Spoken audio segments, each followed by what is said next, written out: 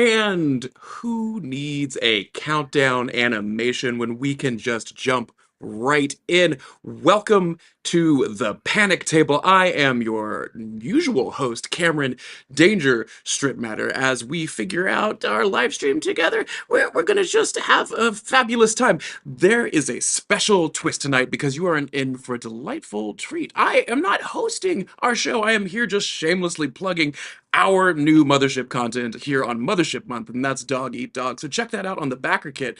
But that's in the link below. That's old news. The new news is what's happening now, and that is an extra special episode with Jack Panic himself. Let's give a little internet round of applause as we welcome our cast of How to Train Your Dog.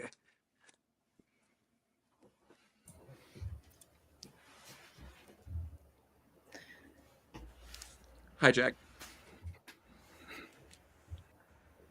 Oh, let's make sure nobody's muted as we dive in. Hi, everybody. Wow. I'm not muted anymore. Willikers, what a clean and excellent start we're having.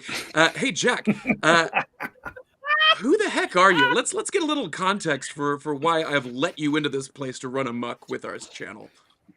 Why you unleashed me, so to speak? Why you let me out of the pen, as it were? Why Wild. you let this dog out? Hi, everyone. I'm Jack Panic. You might know me from the internet as Dungeon Club. I make a lot of fun RPG stuff. I run games professionally, and Cameron and I'm co-designing Dog Eat Dog with Cameron. So that's how I got here. That's why I'm here. That's the one. And that's it. That's all I've got. I believe it. I completely believe it.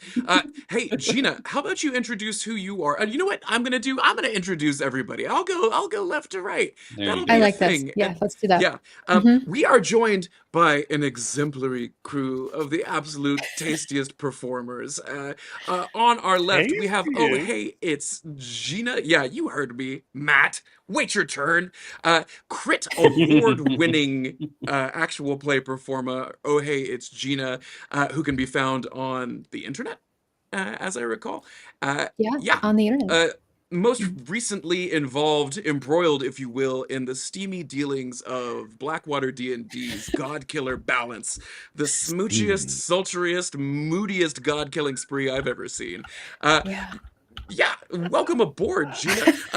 Everybody knows me and my bald head. You just met Jack, and I am over the moon for the next two folks that are here in the cowboy hat, looking as fresh as a daisy. It's Nerdy. It's the internet's sensation rap persona, and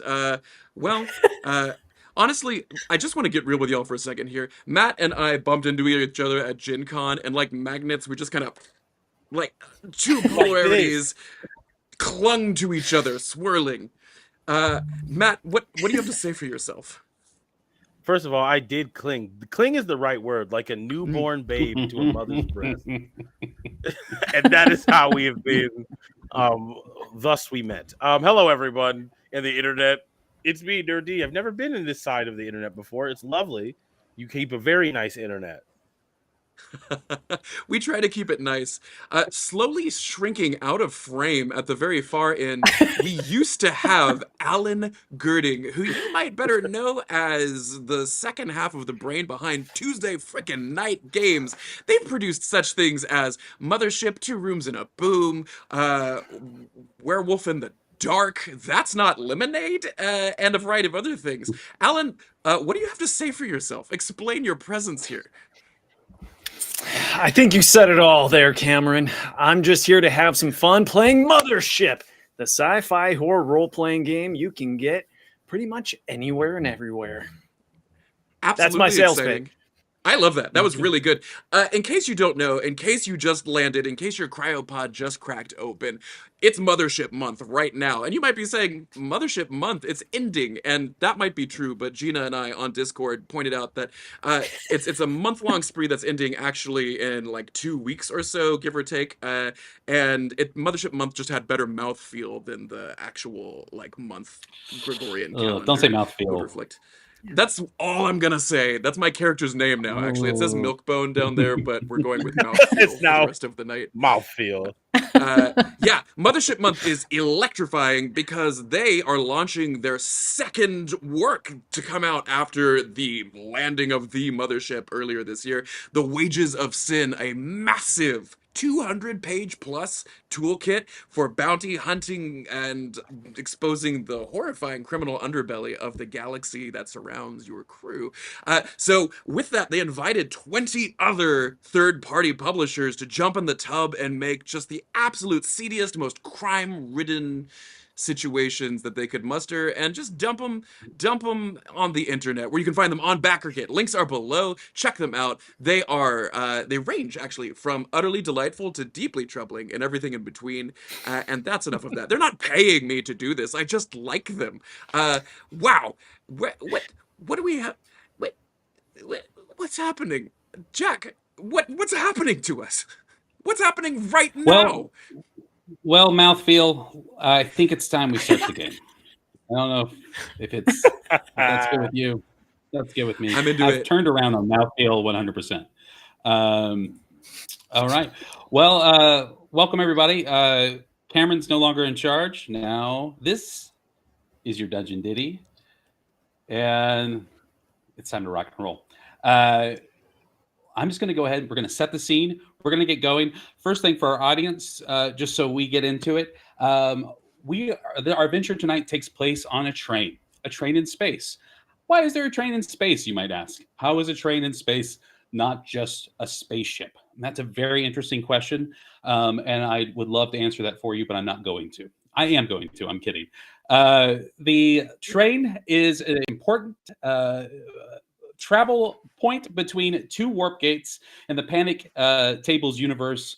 The deeper than light travel system is essentially like connected by warp gate rings out in the middle of space, very Bebop-esque. And essentially, this train traverses a amount of space between two warp gates that is impassable by deeper than light travel. I call it breaker space. I don't know if I get to keep any of the stuff that I coin. I didn't even ask Cameron about that. How much of your world can I alter, Cameron? I would say up to 42%. Okay, perfect. That's all I needed. So the idea is that our heroes, our crew, we'll call them. Our crew has 3 hours to complete their mission. Closer to 2 hours and was that 42 minutes? Yeah, I can't math. To complete their mission, it happens to be the same length of our actual play. The mission, you might ask, what is it? I'll tell you. The mission is the crew has been inserted on the train. They have to find a rogue scientist, a man by the name of Dr. Quaid Hauser. And more importantly, they need to find the asset he's carrying, a very significant little poochie named Schrodinger. We'll call him Schrody. Schrody is a data dog-like. A dog-like is a type of creature that is said to be an actual dog, because in our future, dogs don't exist anymore. To learn more, go ahead and back Dog Eat Dog, you dirty little bastards. Can I cuss? Yeah. Special announcement here from the back. Everyone gets up to 3 cuss words tonight. We're really cutting loose for this one. So 3. Yeah. Oh. Look under your chairs. Luxury. You get cuss words. You get cuss words. It's really going to be great. Is mayonnaise a cuss word? Not in my house, baby. Depends on how you use it. So Matt, you've got 2 left. Just so we're checking in there. Yeah. Except for not alive. I think that's a term we have to don for the algorithm, right? Not alive as opposed to the D word. Alan's on the TikToks. Unalive. Yeah. I don't even know if that's true. Maybe that is true. That's a question for another time. So with that being said, our crew has been inserted by a team of helpers led by their operator. I will be playing the role of the operator tonight. The operator is their on-comms person. We're going to try to do as much of this into fiction as possible. But our crew is going to wake up in a cryo chamber in the very back of the train. the cryo chamber is a short-term cryo chamber where poor people go when they have to ride the train. That way they're not taking up precious air, precious food, precious toilets. Also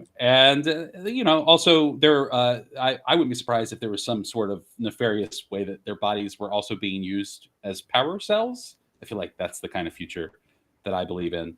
And as our adventure starts, we are going to cut to a dark starfield, empty night sky. It's always night space. Empty sky, with only a slight wave of kind of cosmic radiation.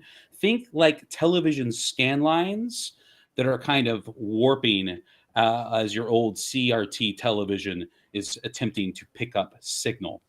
We see the front of the train burst past us in the screen as the camera kind of slides back along the edge of the train, lining up until it pushes directly towards the starfield, and we see the words "How to Train Your Dog" slide across the top. Think Steven Soderbergh. We're really tapping into some Ocean's 11 for this as we get into it. We'll cut to the interior of the cryo. Well, let me get my notes. I'm looking at the YouTube page. That's a bad idea. While you're doing that, can I make Ocean's 11 sounds in the background? Anytime, always. Like in my normal life.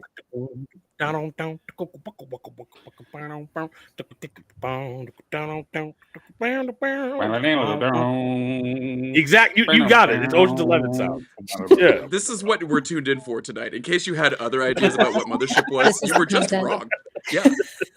Wages of Sin is mostly just sweet mouth jazz to go with mouthfeel. The best kind of jazz there is.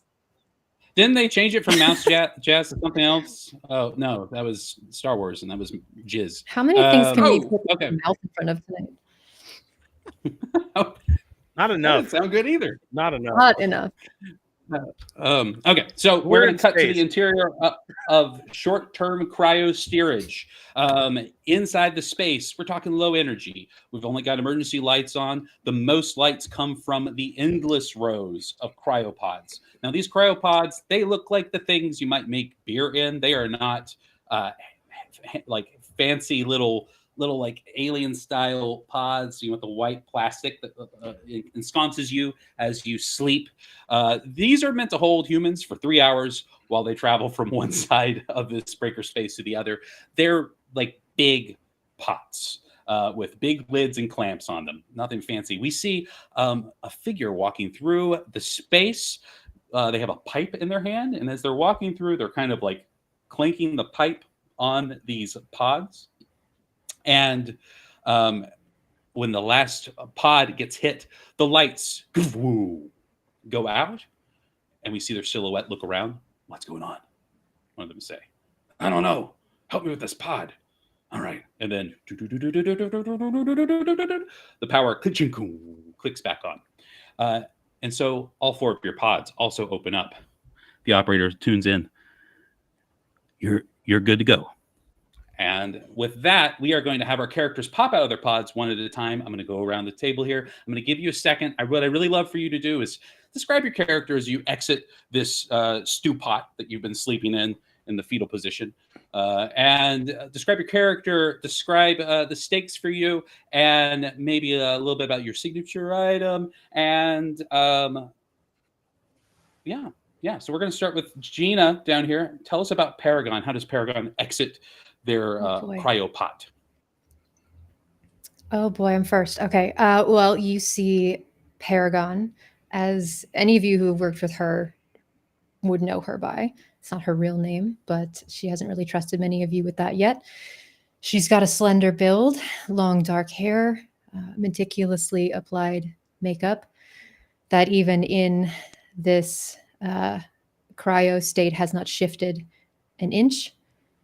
It still looks perfect. But the most noticeable thing about her that you see as she climbs out of this cryo chamber is her left arm, which is entirely cybernetic.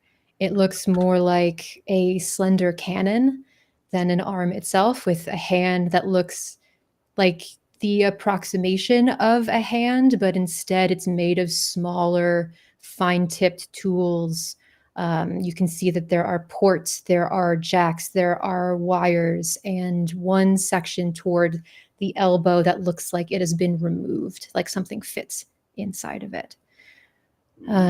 She looks tired. She looks like someone who, if you could see a little bit into her past or into her head, you would know that this is one job in a line of many that, while the debts have been getting higher and the costs have been getting more dangerous, this felt like an easy enough job, and hopefully it is. She doesn't have a lot to lose. All right, let me ask you a question. How does Paragon feel about the prospect of seeing a dog, a real dog? You would have never seen one before. I've never seen one before. I'm excited about the prospect of it. I don't really know what to expect, but it feels like something. It feels like something that might make all of these other jobs that have either unfortunately gone right or gone horribly wrong feel a little bit more worth it.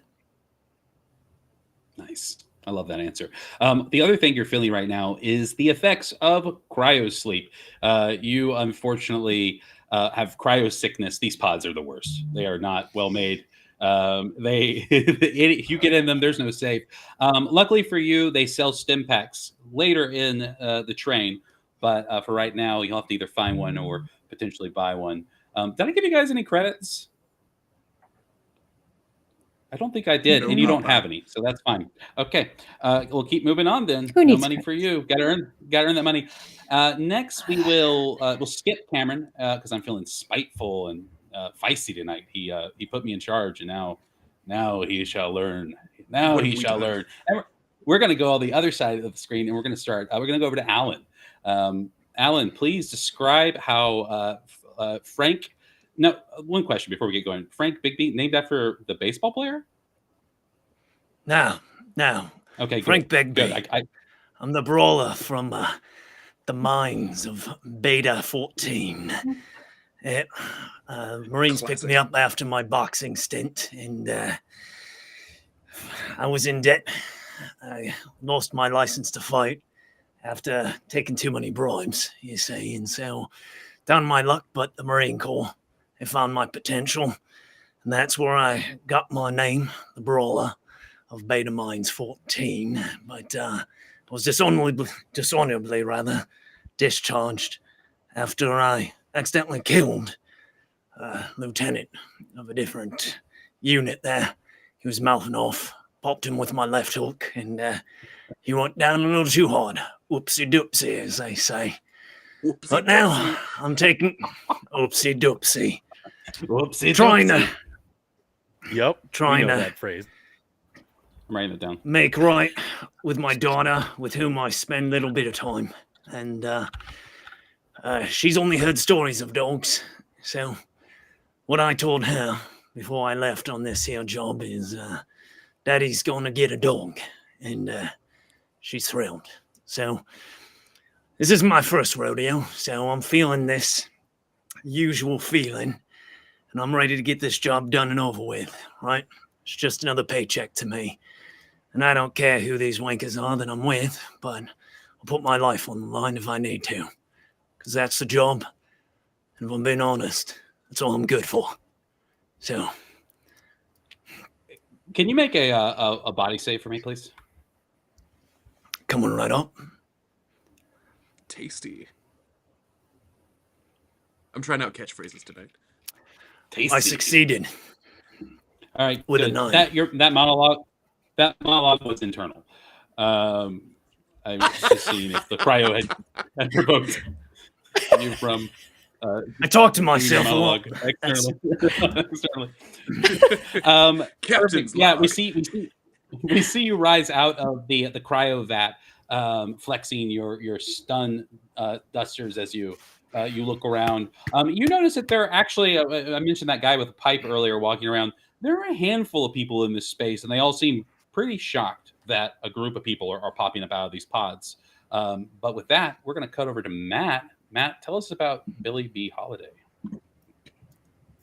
Billy B. Holiday finds his way outside of his pod with vim and vigor as the door pops open and there is a sliding human figure out of the pod that tips over. There's also there's two people in there, as Billy B. Holiday had a few more drinks than they were supposed to and forgot which one exactly they were supposed to get in. And so they just opened up a pod and snuck inside with some rando and has been frozen next to them, but has now woken up, sliding them out. Whether or not that person's supposed to be awake or not is not Billy B's concern. As he kind of rolls out of the pod, sticks his arms up in the air and is like, woo-hoo, good morning, Vietnam. We've did it. Ha ha. A little bit chilly, but that's okay. We are in the mix. You feel a pair of hands creep over your shoulders. The camera cuts in. Maybe they're coming up around your neck to strangle you. And as the tension builds with them coming up to take that grasp, they just gently cup the back of your back, giving you a nice knead. A head leans forward and says, I don't know what happened in there, but thanks a lot, babe. And then he slaps you on the ass and climbs out of the cryopod and skitters away. That's Brandon. We might see him later. There he goes. Just making a note. That's Brandon. Classic Brandon. Yeah. So you get out of the pod. We all know Brandon. The cry. Well, some of us better than others, it seems. We see you get out of the pod, and you feel the effects of the cryo sleep, but I feel like Billy wouldn't let that stop him from having a good time. Never. Nothing stops Billy B. Holiday from having a good time. The last name's Holiday, which means it's a party. And today's a gift. Let's make the most of it. Will you roll me an intelligence save? Check. I sure can. I think. I know this is my So, real quick, for those of us who've never played this game before, and we haven't talked a whole lot about it, when I press the save button, I see sanity, fear, and body. Which one should I do? I misspoke. Will you press the check button instead on the screen before? Yes, I can. Boop. Yes. Haha. Uh-oh. It says failure. 1 stress gain. Oh. Yes. So you're going to gain a stress. And I believe that the app takes care of that for you. So I think that when you fail, it just changes it on your character sheet. The app, let's plug that app real quick. That app is fire. It's super helpful. I've been telling everybody, I think I'm seriously not blowing smoke up your ass because you're on the stream of this out. I love the idea of VTT on a phone. I just think accessibility wise, that's out of the ballpark. But yes, back to your failure. You are stressed because you turn around and you look down into the vat and oh no, your 6-pack has been completely exploded. Not a single beer left. My goodness. How am I supposed to do a job without a buzz? I'm going to just be out here sober and completely in control of my faculties. And that's not going to work for what I do. When you say that, you've made enough of a ruckus that a couple of these kind of shadowy figures pop up. We get a better look at one this time. As he looks over the tank that he's looking at, you see that he's actually had his mouth on one of the hoses of the tank. And as he looks up, cryo gas plumes out of his nose that has been completely eaten away by frostbite, a little black patch, and his fingers blackened with the effects of frostbite from huffing cryo freeze. And he looks up and he goes, what the fuck is that? What the fuck is that? What the fuck is that? I think that's all three of mine. With that, we will cut over to our last unfortunate soul. Cameron, tell us about Milkbone. You know the original It movie with what's his bucket? Tim Curry? With Tim Curry. There's this the scene... East Side West's buckets. Yeah, of the East Side West's buckets.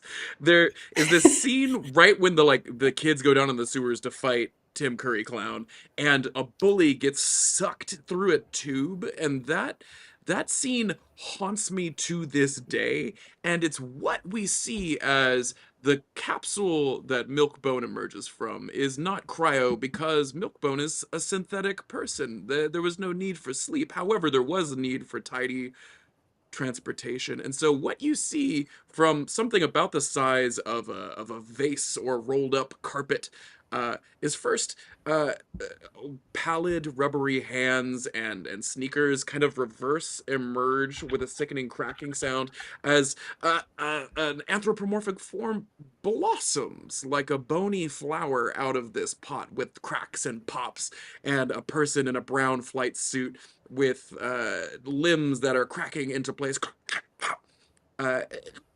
splorts out of this container in what I can only imagine is a light, viscous, milky fluid, because androids, I don't know. We're Sure. playing fast and loose here. And as it stands up, it is bald and covered with an inchoate sort of rubbery flesh and glowing yellow eyes. And its head cocks back, and as the jaw opens up, a sound that is only perceptible to very certain kinds of people fills the room. And then he closes his mouth, goes to stand completely normally, and says, "Good afternoon." As he says, "Good afternoon," and everybody looks over. And yes, Cameron, you're right. Milky fluid, because in your cryopod, they do ship androids in these pods. They just fill them full of android blood, android goo. So you were floating around like a little fetus during your trip, bouncing around. Exquisite. Yeah. Yeah, and you say, "Good afternoon." The camera moves the way of the train, revealing a patio, a beautiful sunny vista. We can see a beach off in the distance. We see a sign for Toby Beefs, and the camera pans down to a man in a fedora and a white, very much like your shirt, Cameron, or did you? No, Gina's wearing Gina's shirt, decidedly. The nice white little button up, and sitting next to him, a carrier with a small little corgi in it that just seems to be kind of sitting there. But then he perks up when a certain sound is activated and starts barking incessantly. And the man with his very round little frames looks down and takes the glasses down and says, "Schrodinger, be quiet. I am trying to enjoy my margarita." And with that, we will cut back to the crew, who has now collected themselves. Everyone is getting their wits about them, looking for the exit. There is no exit sign clearly denoted in here. You're not supposed to be awake. I can't remind you that enough. And as you're standing there, a crowd has now started to form around you as these Cryo-Huffers now see that there might be easy target or prey. Typically happy enough to just huff cryo, get nice and cold, nice and slow. But when they see warm bodies, well, they're going to probably try to kill and steal.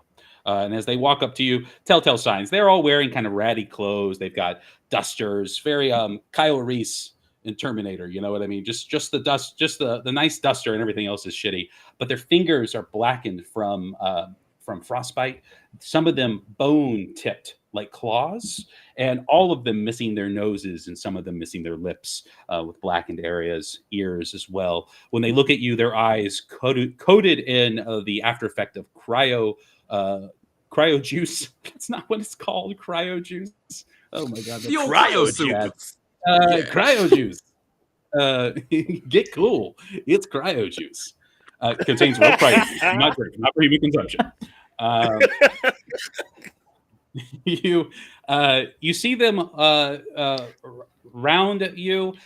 Situation becomes very clear as the camera kind of pans over their shoulders. We get kind of like the reverse of the Avengers money shot of the four of you kind of what the fucking around as these Huffers get closer and closer. If you do not act, these guys are going to take their bony little claws and dig them very deep into your skin.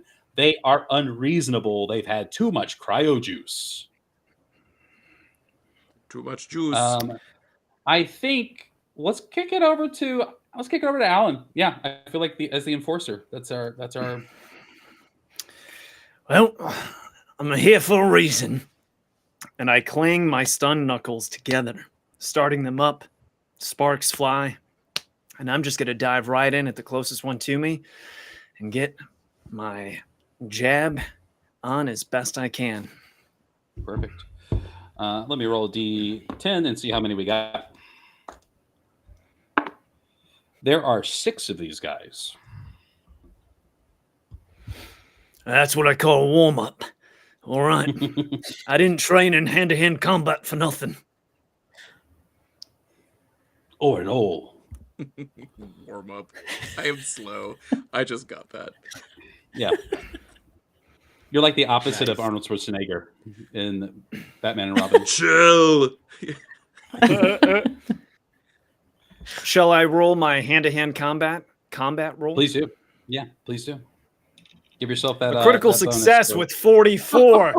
Hey, what's up, dog? All right, wankers. Let's do this. Wonderful. Wonderful. Go ahead and roll your damage. That's a D5. If you want to, you can spend stress to activate your signature item and empower that strike. Since you did critical success on this one, for every stress you spend right now, I will let you deal an additional blow to one of these 6 people. Well, let's just add 1 stress for now, as I'm gonna knock 2 of these folks right on that tuchus there, as I like to say. Children listening, right? So I'm looking for my roll die. 1 moment, please. My mother was killed by a tuchus. Oh, dang. Yeah. They be 4. popping up. All right. Describe how you kill these 2 guys. Well, I'm going to go ahead and let the first bloke reach for me first thing. I'm going to do the typical bomb and come in with my signature left hook. Pat! Right in the temple, mate. Goes down like nothing. Next guy, going to step through, right? He's not expecting me. And therefore, after I bomb, I'm coming from low. Up with an uppercut. And don't forget, these are stun batons I'm using, made into knuckle dusters. So not only is there the spike of the hit, but there's the shock of the stun. So right under his chin, unexpectedly.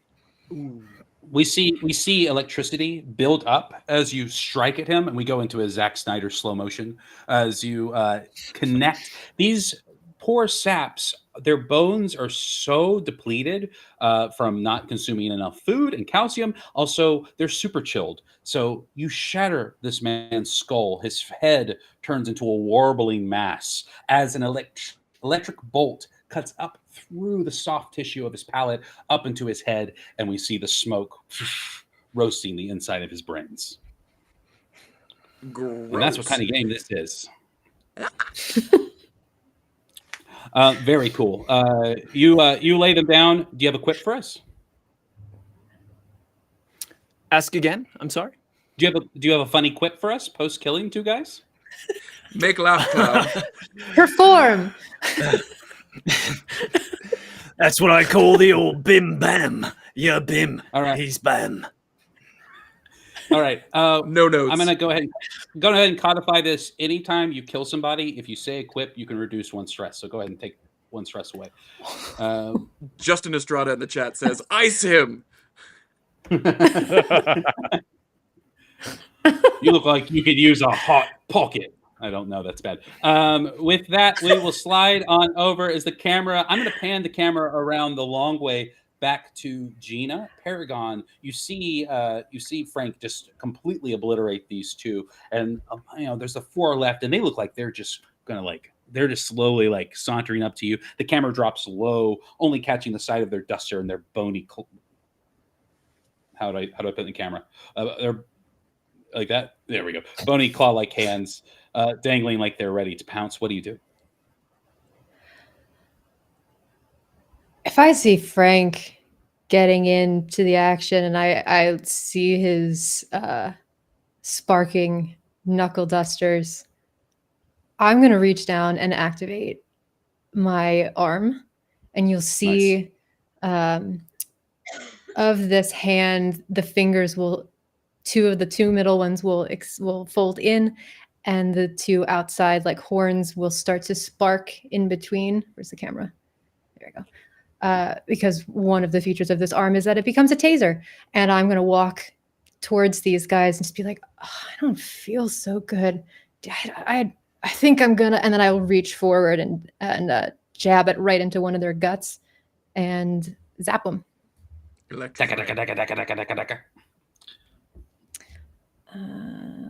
was good, Jack. Thank you. Deca. Yeah, I went to Juilliard for. That's how tasers sound. They could make it deca. Time out, Jack. Did you actually go to Juilliard? Just for taser sounds, yes. No, I went to Oklahoma City University. Worth Have it. you seen Let me dox Whiplash? myself It's like on the that, internet. but they just zap you over and over. Zap. All right, Juno. Technical issue. I'm trying to roll it on my thing, and it's not rolling. Deca. Do you have to say the deca? No, it's not going. Oh man. All right. Well, I'm just gonna roll Yeah. a regular die. Do the regular die. What am I rolling? A D10? You are rolling a D100. You're rolling 2D10s. D100. Yeah, and you're trying to hit below your combat score. For any And viewers doubles at is home, if critical. you're ever having problems with the app, please contact us at support@tuesdayknightgames.com. We'll help you out.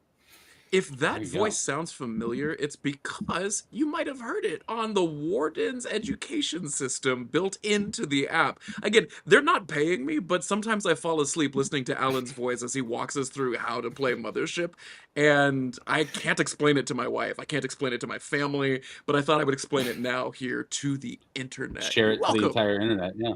I have to roll. Upstairs. I have to roll under my combat, Yes. which is a 30, which I just made it. I rolled a 28. Hey! Oh heck yes! So you go up and you racka that guy. Since you probably don't have a D5 on your person, we'll say it's a D6 just to keep your life easy. So go ahead and roll a D6. 3. I love that Mothership uses a D5 though. 3. 3. You push your taser right. You said right into the stomach, right? Right into the gut. Yep. Right into the gut. Rakataka. This guy doubles over in pain, and you have the option, since you declared it a stun baton or stun weapon. If you want to, you can render this person unconscious instead of killing them, but they are dispatched. Your choice. Okay. I'll render them unconscious. Oh, how nice of you. That means we have only 3 remaining, and those 3 are going to turn around. They are split. On one hand, this guy's got is Billy wearing the cowboy hat? I assume, right? You're not. Yeah. Oh yeah. Billy's 100% wearing a cowboy hat. Okay. It's a diegetic cowboy hat. Very good. The most important kind of cowboy hat. Where they look at you, they look at the android. They're split. Man, we sure hate androids because we're awful, but also that guy's hat. So they're going to turn towards you. They want that hat. They can't explain why. Go ahead and tell me what you want to do. Otherwise, these 2 guys, looks like one of them's going to grab you and the other one's going to grab your hat. Oh, they're going to try and grab me? Okay. Well, I think Billy B is, if they grab me before I get a chance to do anything, then I think Billy B is just going to be like, help, anytime now. Anybody can, these guys are coming through. Help. I'm so in danger of being attacked by these hooligans. If anyone could he's just not going to be able to do anything. It's not a fighter. Milkbone, you hear the call for help. I feel like that would kick in your into your handler nature. Unfortunately for you, these three have been biotagged as dogs. So you see them and you think they're dogs. I hear the cries of my cowboy companion, but as he's squealing, what I can only imagine is like in a lightly schoolgirl fashion, which Mhm. it just means there's extra clarity. There's a nice timbre to it. Milkbone is hovering over one of the heads of the disintegrated cadavers that Frank has just annihilated on the floor, and Mhm. he sort of takes a rubbery hand and scoops up some of the viscera and looks at Billy and goes, the key with any sort of feral animal is to establish dominance. And Milkbone puts the gore into his mouth and then simply strides towards the closest aggressor. And he goes, you make fierce eye contact and exhale the scent of blood into a would-be predator's nose. This should deter any sort of alpha behavior. And then he just sort of expends wind past the gore in his mouth. I'm attempting to, I think, in my own way, dissuade them using my intelligence. I'm not sure what to. This is. Sure. I'm a psychologist in nature as a Yeah. dog handling android. Yeah. That works for me. Go ahead and these guys are so huffed up on cryo juice that Yeah. they might go for it. Go ahead and make me an intelligence roll. I critically fail with an 88. It looks like Matt has his hands up. Before we resolve that critical fail, I'm going to see if he can improve your situation. Yeah. What are you doing, Matt? Help me, baby. Well, Billy B. Holiday, while they were screaming ever so helplessly, what I would like to do is I would like to use one of my items, Sure. one of my various items that we got, and my signature item at the same time, because I'd like to believe that I brought many of my items in my signature item. That's fine with me. That's fine. You can have, all of them can be inside your signature item. Yeah. Yeah, I didn't pick a lot of big things. So sure. They will. Billy B will, as everyone's distracted by Bloodmouth, will spit up a frag grenade in their mouth. So suddenly they just go, and there's a frag grenade, and they take the pin and will flick it with their teeth, and then stuff it into like on one of the persons of the cryo junkies. Sure. And then I will try to use my speed to get away. I would like to also use my explosive skills. You're gonna run. Okay.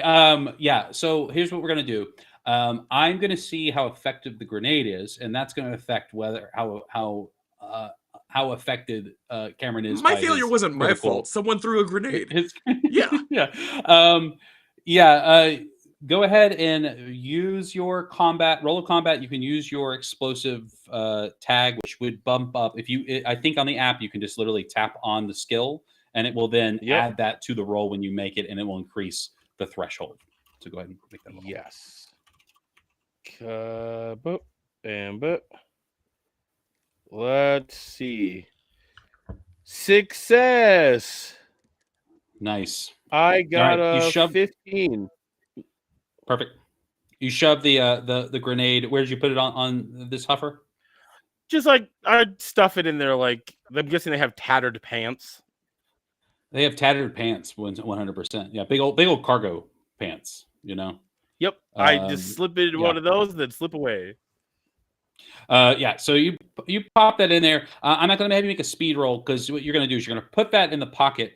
And Milkbone, you are in the middle of almost convincing them when you see that there is a grenade in one of their pockets.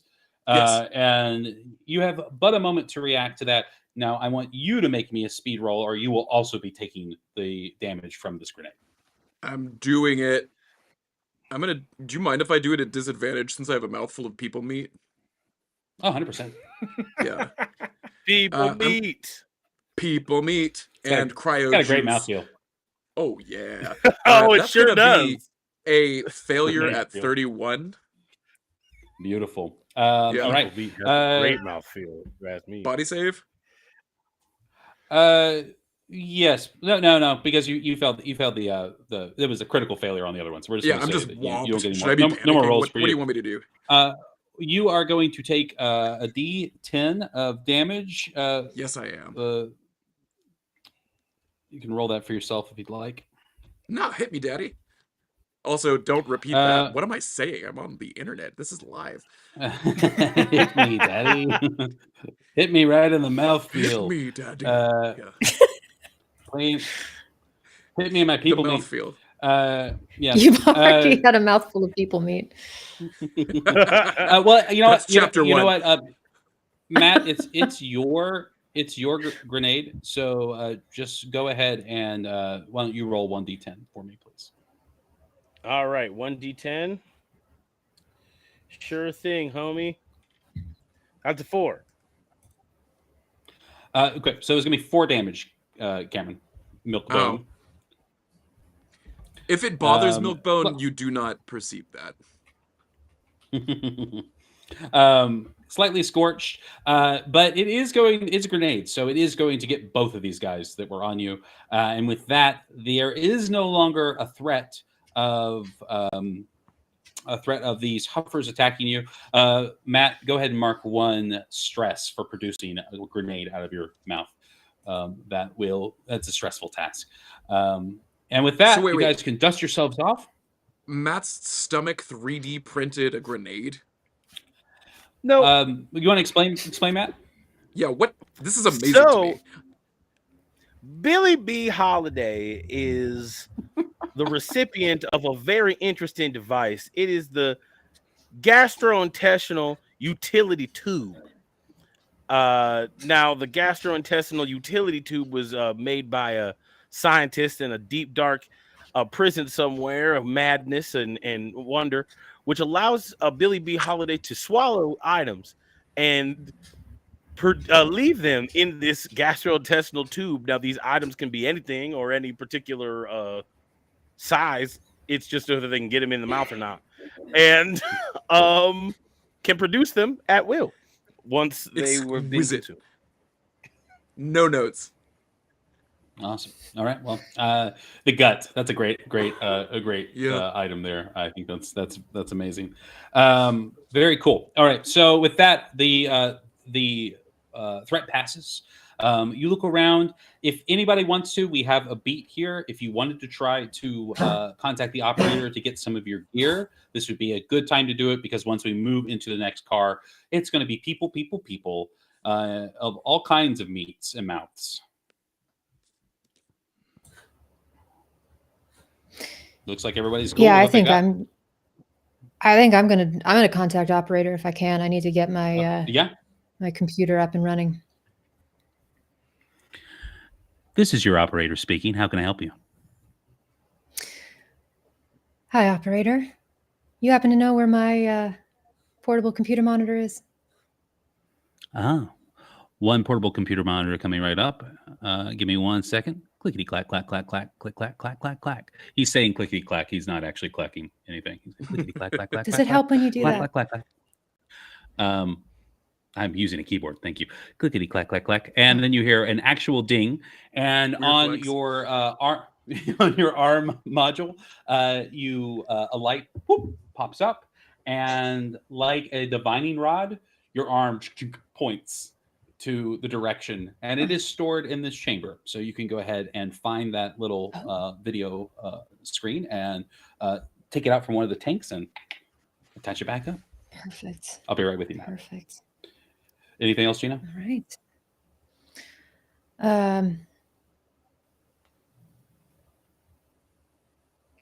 No, not yet. While right. If anyone else is looking, I'm gonna start trying to log into a few things if I can, but we can do that in a second. For sure. Anytime you guys contact the operator, it does put stress on the narrative. So if you could take a point of stress, please. Gina. Matt, you had something? Yeah. Billy is gonna, once after the dust is cleared and they wipe some Huffer entrails off of their side of their Hawaiian shirt, they are going to look over at Paragon with a big smile and be like, Miss Paragon, Perry, quite contrary. How did you manage Billy. to get so lovely after just a few hours of cryo sleep? It's like the icicles just formed just so. And the arm is looking fantastic. You did some upgrades, Thank I am you. sure. It's been a while since you've seen it. You were looking- Unfortunately, that is true. You're looking fantastic, Billy, as always. You are sweet. That's why I'm sweet on you, Miss Perry. That is why I'm sweet on you. Not just because you break me out of jail. Though it does help. I tend to like people who do that. It tends to bring us closer, doesn't it? Every time. Not close enough, but we got some time and the Huffer juice is shining just right. I mean, this guy won't mind. Points to Frank. Maybe when the job's done. I don't want to interrupt this lovely reunion, but after seeing the operator provide, I'll get on the call for the operator myself, if you don't mind. This is your operator. How can I help you? Love that. Where's my revolver? My Excuse me? revolver. My I'm sorry, revolver. Revolver. I can't understand. I can't understand you. Could anyone please tell this wanker revolver? It's got 6 bullets in it. Bang, bang. Shoot. It's a gun. One evolver coming right up. Revolver. Thank you. Clack, clack, clack, clack, clack, clack, clack, clack, clack, clack. Another cryopod about 5 rows down from you. The top pops off. They're all like big pressure cookers. So when they open, they just poof. And More inside there is a corpse, and that corpse is holding your revolver. Will you make me a fear save? Excuse me. At disadvantage. I'm an android. Yeah, at disadvantage. Yeah, I'm looking inside the pot and just at the cadavers around us, the malnourished forms and whatever happened to this guy, and I'm like, so often the tenuous bond between life and death, it comes down to an absence of a snack. Well, I'd like to think. Did you need anything else? I'm brave. I failed as I reach into this corpse and try to pry my revolver from its dead body. Oh my. Yeah, there's like a failure. Sam Raimi style zoom in as the hand on the revolver just will not give the gun up, and as you pull it up, it does that violin shriek, and it kind of like pushes forward towards the camera.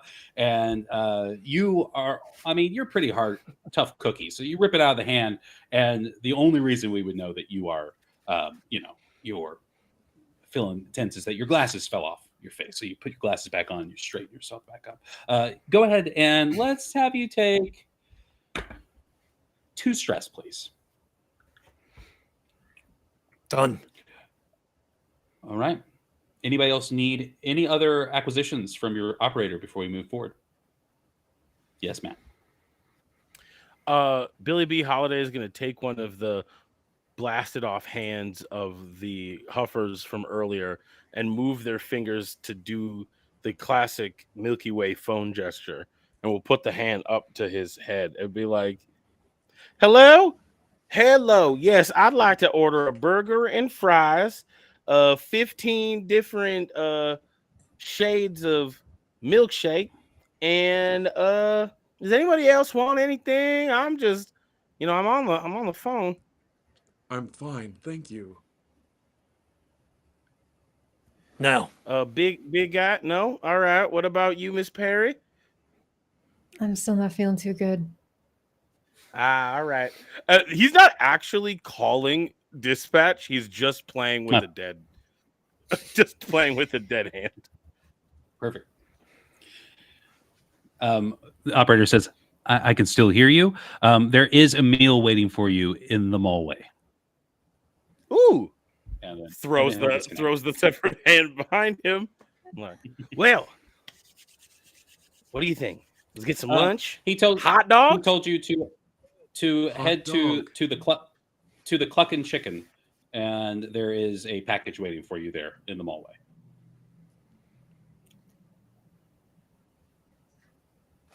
Let's go. Okay. All right. So the group of you collect yourselves and you head towards the exit here. When we get to the door, it is locked. Obviously, this is a kind of an off-limits area. It's standard encryption. If you had a key card, if you had the proper bio tags, you could just open it by walking through it. But none of you work for the company. So to open this door, I'll need someone to try to hack it. How about the one with the gidget on? Well, that's give it a not shot. nice to say. He can't help how his arm looks. It's just a robot arm. No, not pretty him. handy. This What one. arm are you talking about? All right.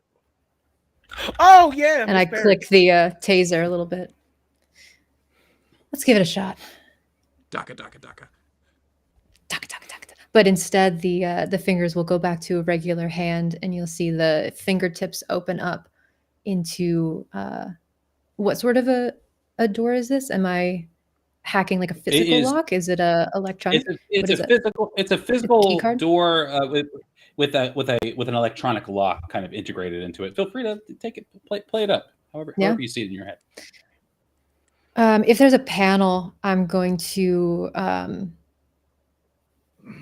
try and take the cover off, so a tiny little screwdriver will come out of the pinky, and I'll take the panel off of the electronic little keypad, and then from the middle finger, I'll pull out a data jack and insert it into the base. Perfect. And I'll just turn back to the others and just say, just give it a second. Jack, as a recently acquired member of this team, do I have a sense of who's in charge among these other three people? Well, you definitely, like I said, your bio processing, the way you process organisms, has been altered so that your undying love and loyalty towards dogs would be given to this group. So you do think that they are different. You think they're breeds of dogs, even though logically you also know they're people. So it is up to you to determine who you think is the alpha, and that can shift as you see fit. So I'll let you decide that, Cameron. Excellent. Hey, while she's hacking, I just wanted you all to know, the operator told me I'm in charge of this mission, so I hope you agree with what the operator told me, and I assume the operator told you all. So, straighten up, will ya? Let's get us all in line here. I put a rubbery hand on his shoulder and I say, a dog's loyalty is a powerful force, but it is not limited or limitless. Even the most devoted companion can be driven to uncharacteristic behavior in the absence of belly rubs. And I sort of give him a soft circular pat on his stomach. Good boy. Frank steps back. Hey. Don't touch the leather.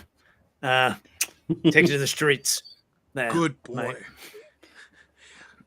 Well, operator. you just giving out belly That's rubs. so off-putting. Yes. Operator, what is our mission?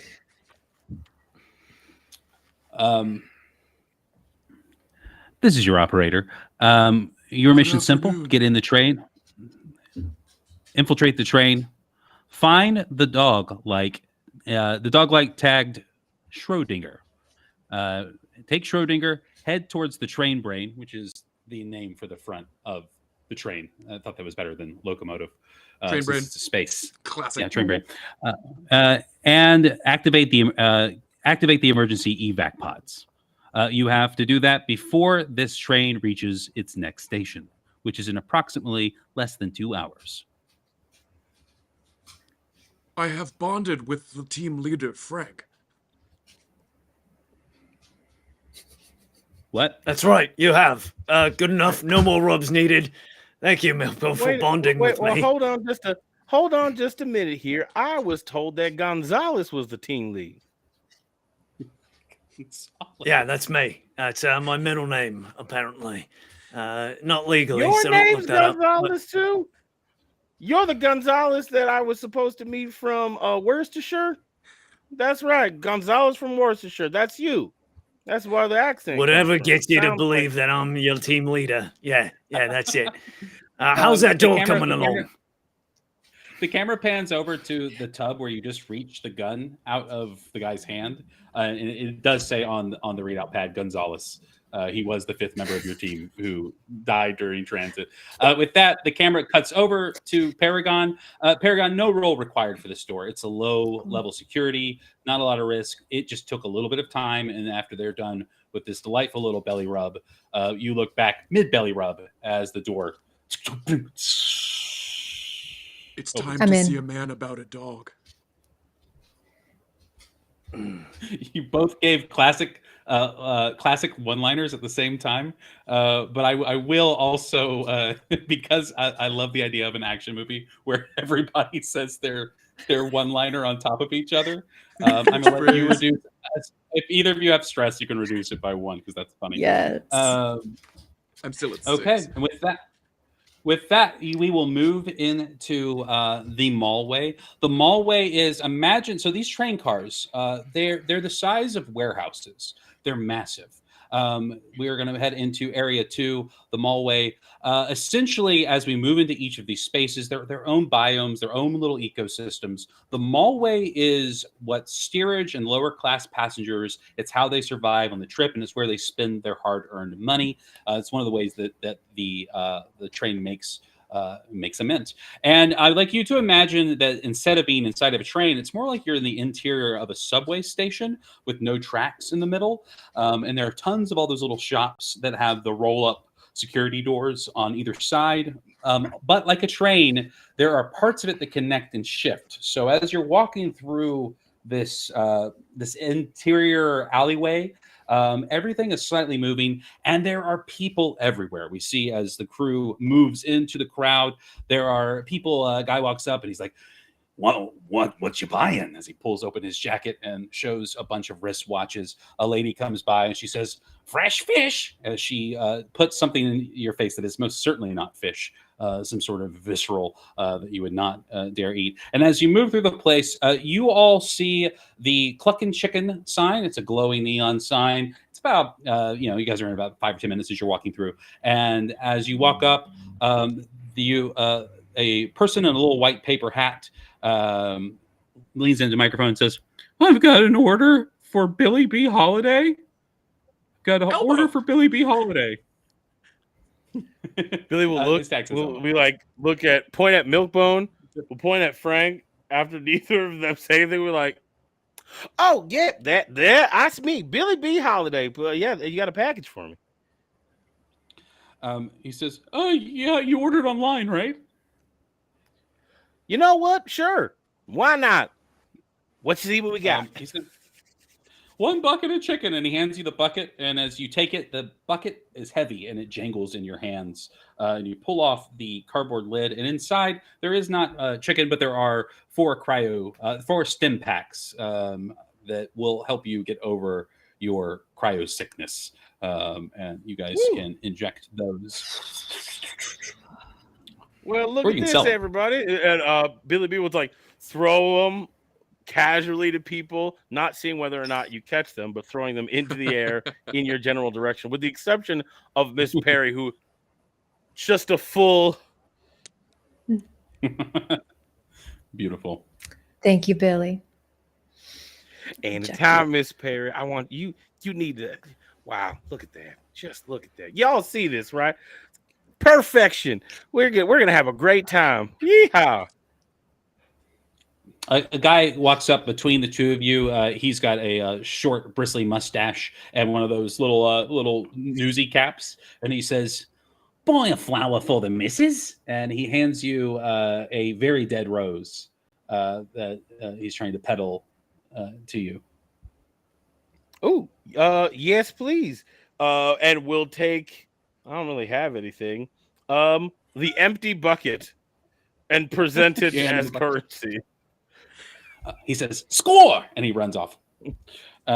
Takes the. I'm living takes that the this dead train is road. like equal parts Snowpiercer and like Portobello Road from Bedknobs and Broomsticks. This is everything.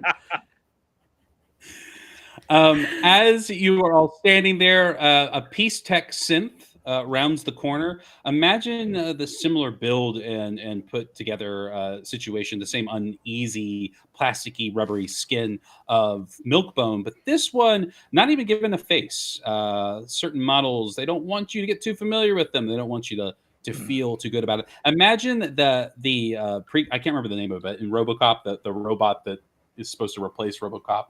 It has the demeanor of that guy, not the demeanor of Rick. RoboCop. So it rounds the corner and it kind of does the continue to abide the rules. Continue to abide the rules. Please, Frank's got it down. stick to mandates. And as he walks around, you can see that someone has drawn with Sharpie a big smiley face on his weird, wet, rubbery skin. He rounds the corner and he gives you a scan. And as he scans you, that does that little bit of like, the laser light up and down. Uh-oh. I need everybody to make me a body save. Body save. The biotags that were implanted in you are fresh, and they may have been damaged in the travel. You're fine, Disadvantage Milkbone. for all of us. Uh, All but Milkbone have disadvantage, yeah. Milkbone doesn't have to roll, so just everybody has disadvantage on that. So roll twice and take the higher. Obedience is key to a functioning society. Critical failure, 55. Yes! Nice. It would be a shame if you panicked, Frank. Yeah, it really would. Here's- I need everybody to take 3 stress. What were you gonna say, Gina? So there's no way I'm succeeding. My body check's 14. Take 3. Take 3, please. This, except for you, Cam. This thing turns around and unfortunately, I think, Frank, that when you were given your biotag, they were given in the form of pills. I think that you maybe misunderstood what they were giving you. You thought maybe it was like a tranquilizer or something, and you're like, "Well, I'm not taking that." You were supposed to So ingest them orally. Yeah. Yeah. Instead, he put it in his ear, and you realize that you didn't insert the tag as needed, and it looks at you and it says, "Please wait. You are not registered. Please wait. Stand while we assess the system. Stand while we assess the system." And as he keeps saying that, his hand reaches out towards the camera, and then folds forward, and a gun slides out of the wrist. Please wait while we access the system. As this gun starts to I'd like rev to up. grab his gun as quick as I can and give him one right in the face. Beautiful. Alan, please roll a combat roll. It would not behoove us to wait for the system. 34 success. Hey! Beautiful. You give him a right pop in the old oopsie doopsie, as it were, and that's a callback, kids. As you do, go ahead and roll a d5 for your damage. I'll always give you the option. You can just increase that damage output by increasing your stress. You can get 1 extra d5 per stress. I will do that. Although I'm getting a little dangerous here.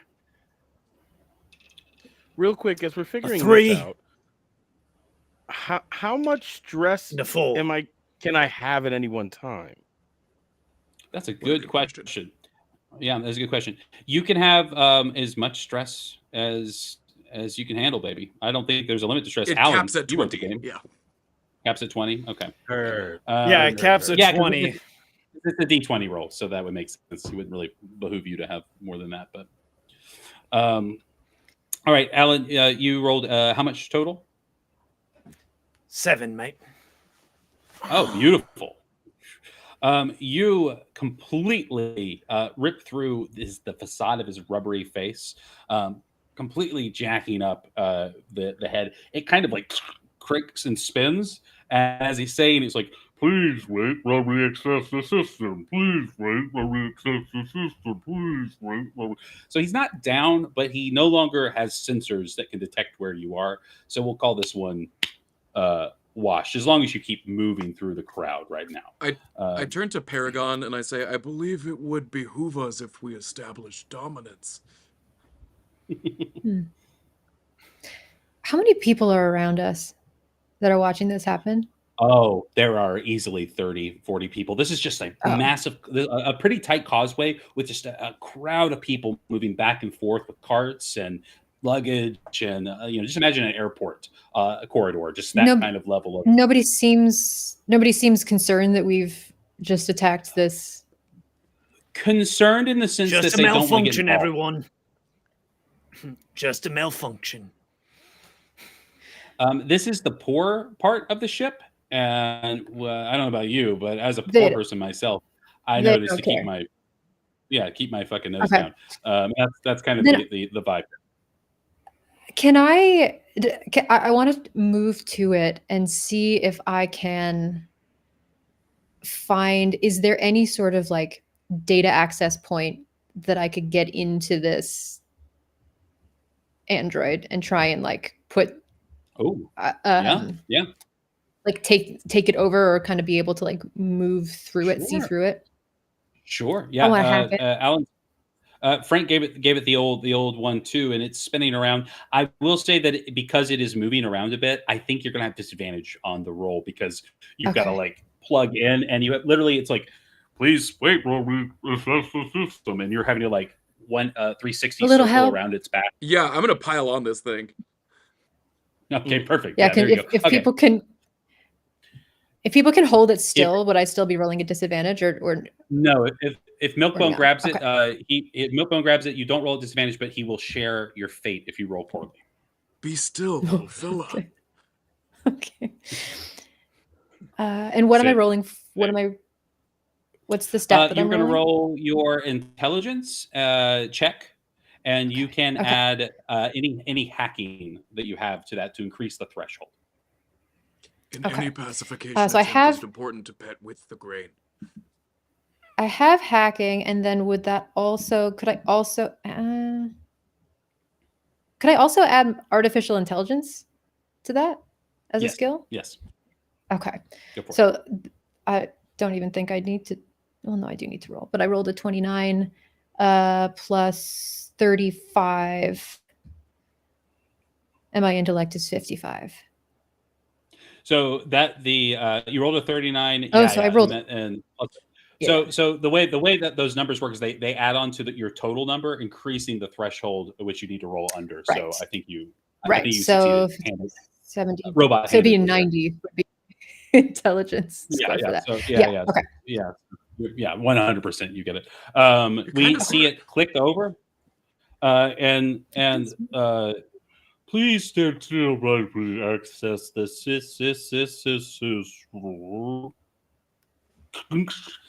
and it goes into a rebooting mode. And when it does this, it looks over, and we see that you have put in your bio tags, and it looks over, and its head's still broken. And it says, "Oh, very good. It's nice to see you again, Ambassador. Zil. This way, please follow me. Stand back. Stand back." And it just is hitting people, just like pushing them like against the wall with too much force. It knocks a little old lady 10 feet into a wall, clearing a path for you. This is actually a major success. Yes, Matt. Ooh. I wanted to add something to the robot with my jury rig and explosive context. As Paragon is hacking into it and its head is like tilted off to the side, I would like to rig it as such that it will explode. Like within like you said the thing is 2 hours. We have 2 hours. Yeah. I would like to say that it explodes in an hour and 40 minutes. I'm going to set a timer right now on my phone.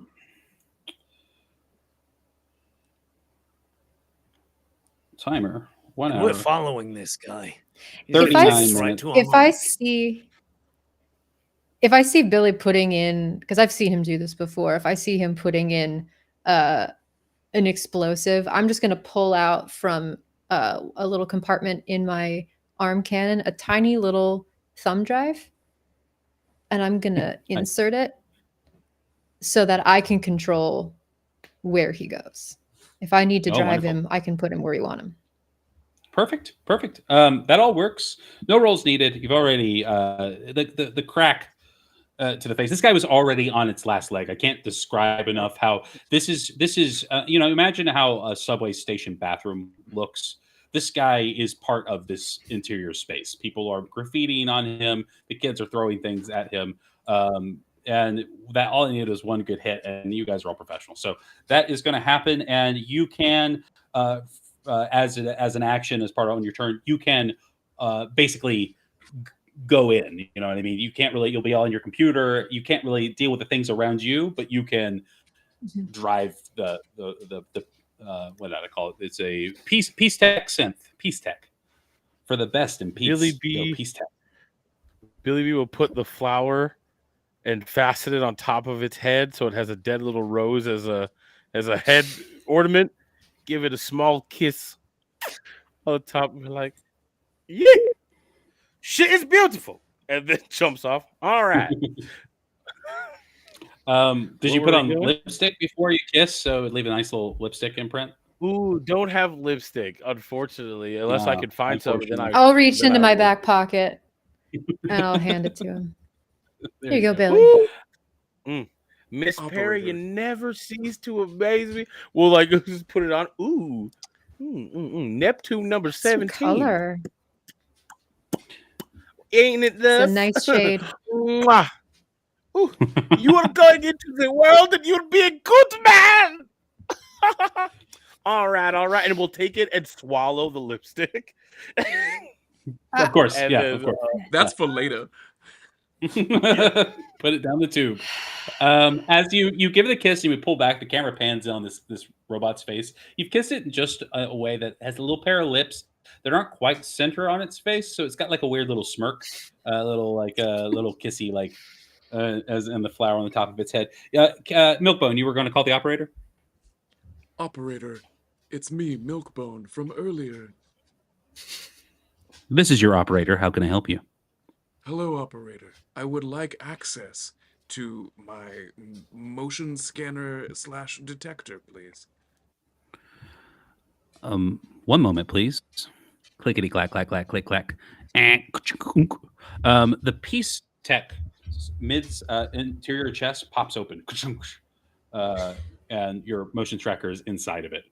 This thing is the easiest thing to fuck with on the station. I cannot. Cool. Yeah. Peace Tech needs to tighten up because they're just a mess. They haven't been in business in like 20 years. Oh, wonderful. Yeah. It's a refurb, just like me.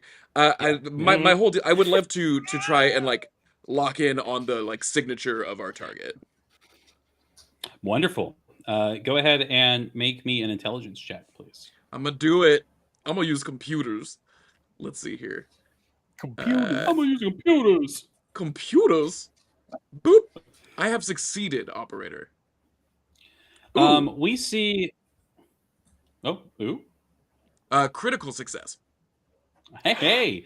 Well, wonderful. Cut us over to the big map real quick so the audience can see. Yes, Papa. The asset is revealed in car 4 on the Promenade. You can see right there where the little corgi is. That is now diegetic. You know exactly where it is, which means you don't need to waste any more time in the mallway or in the capsule rooms. You could just progress to the Promenade without us having to do anything in those scenes, narratively speaking. You can bring us back to the full screen.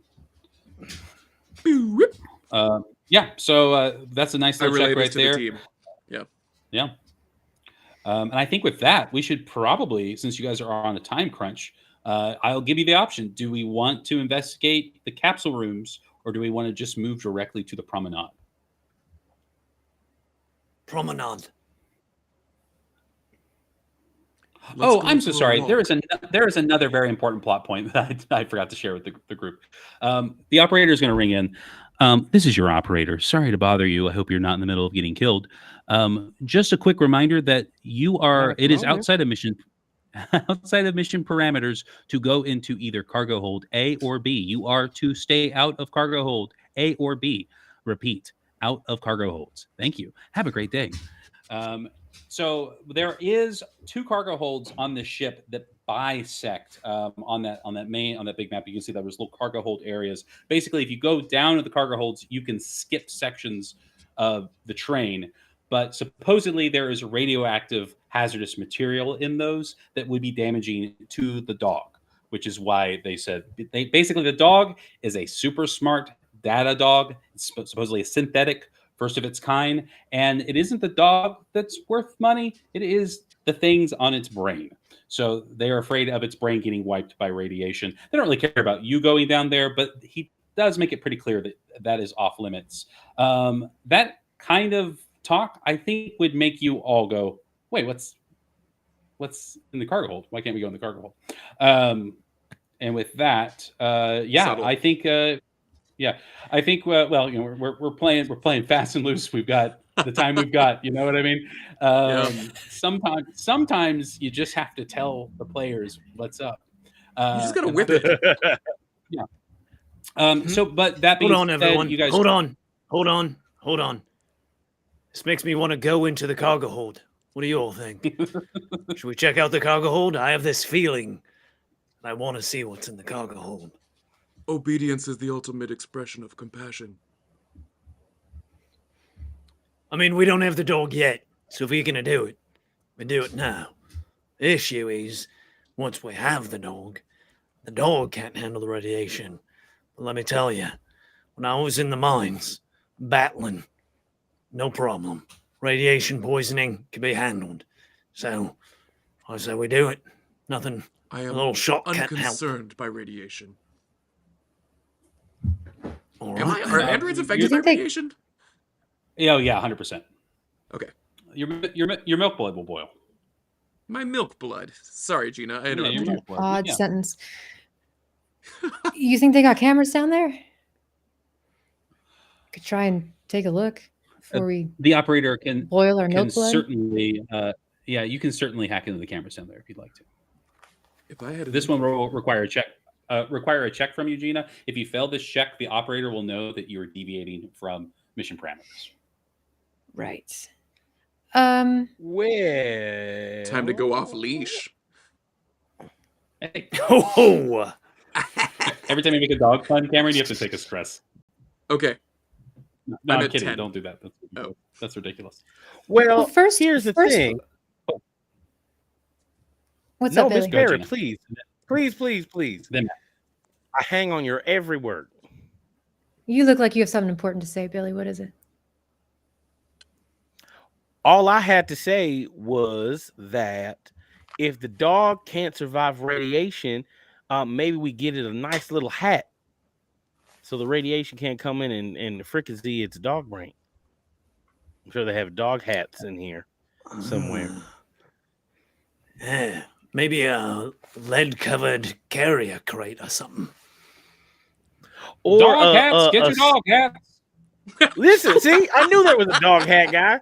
I have not been on a space train yet that didn't have a dog hat guy. There next are to no the dogs churros. in this setting. Yeah. Yeah, there are no dogs in this setting. There's just a guy selling hats who sees an opportunity. Aspirationally. Yeah. There's a cult that's there's a religious movement that many have said is a cult who believe that dogs will come back one day, and they're Yeah, preparing the Church of Yeah. Man's best friend.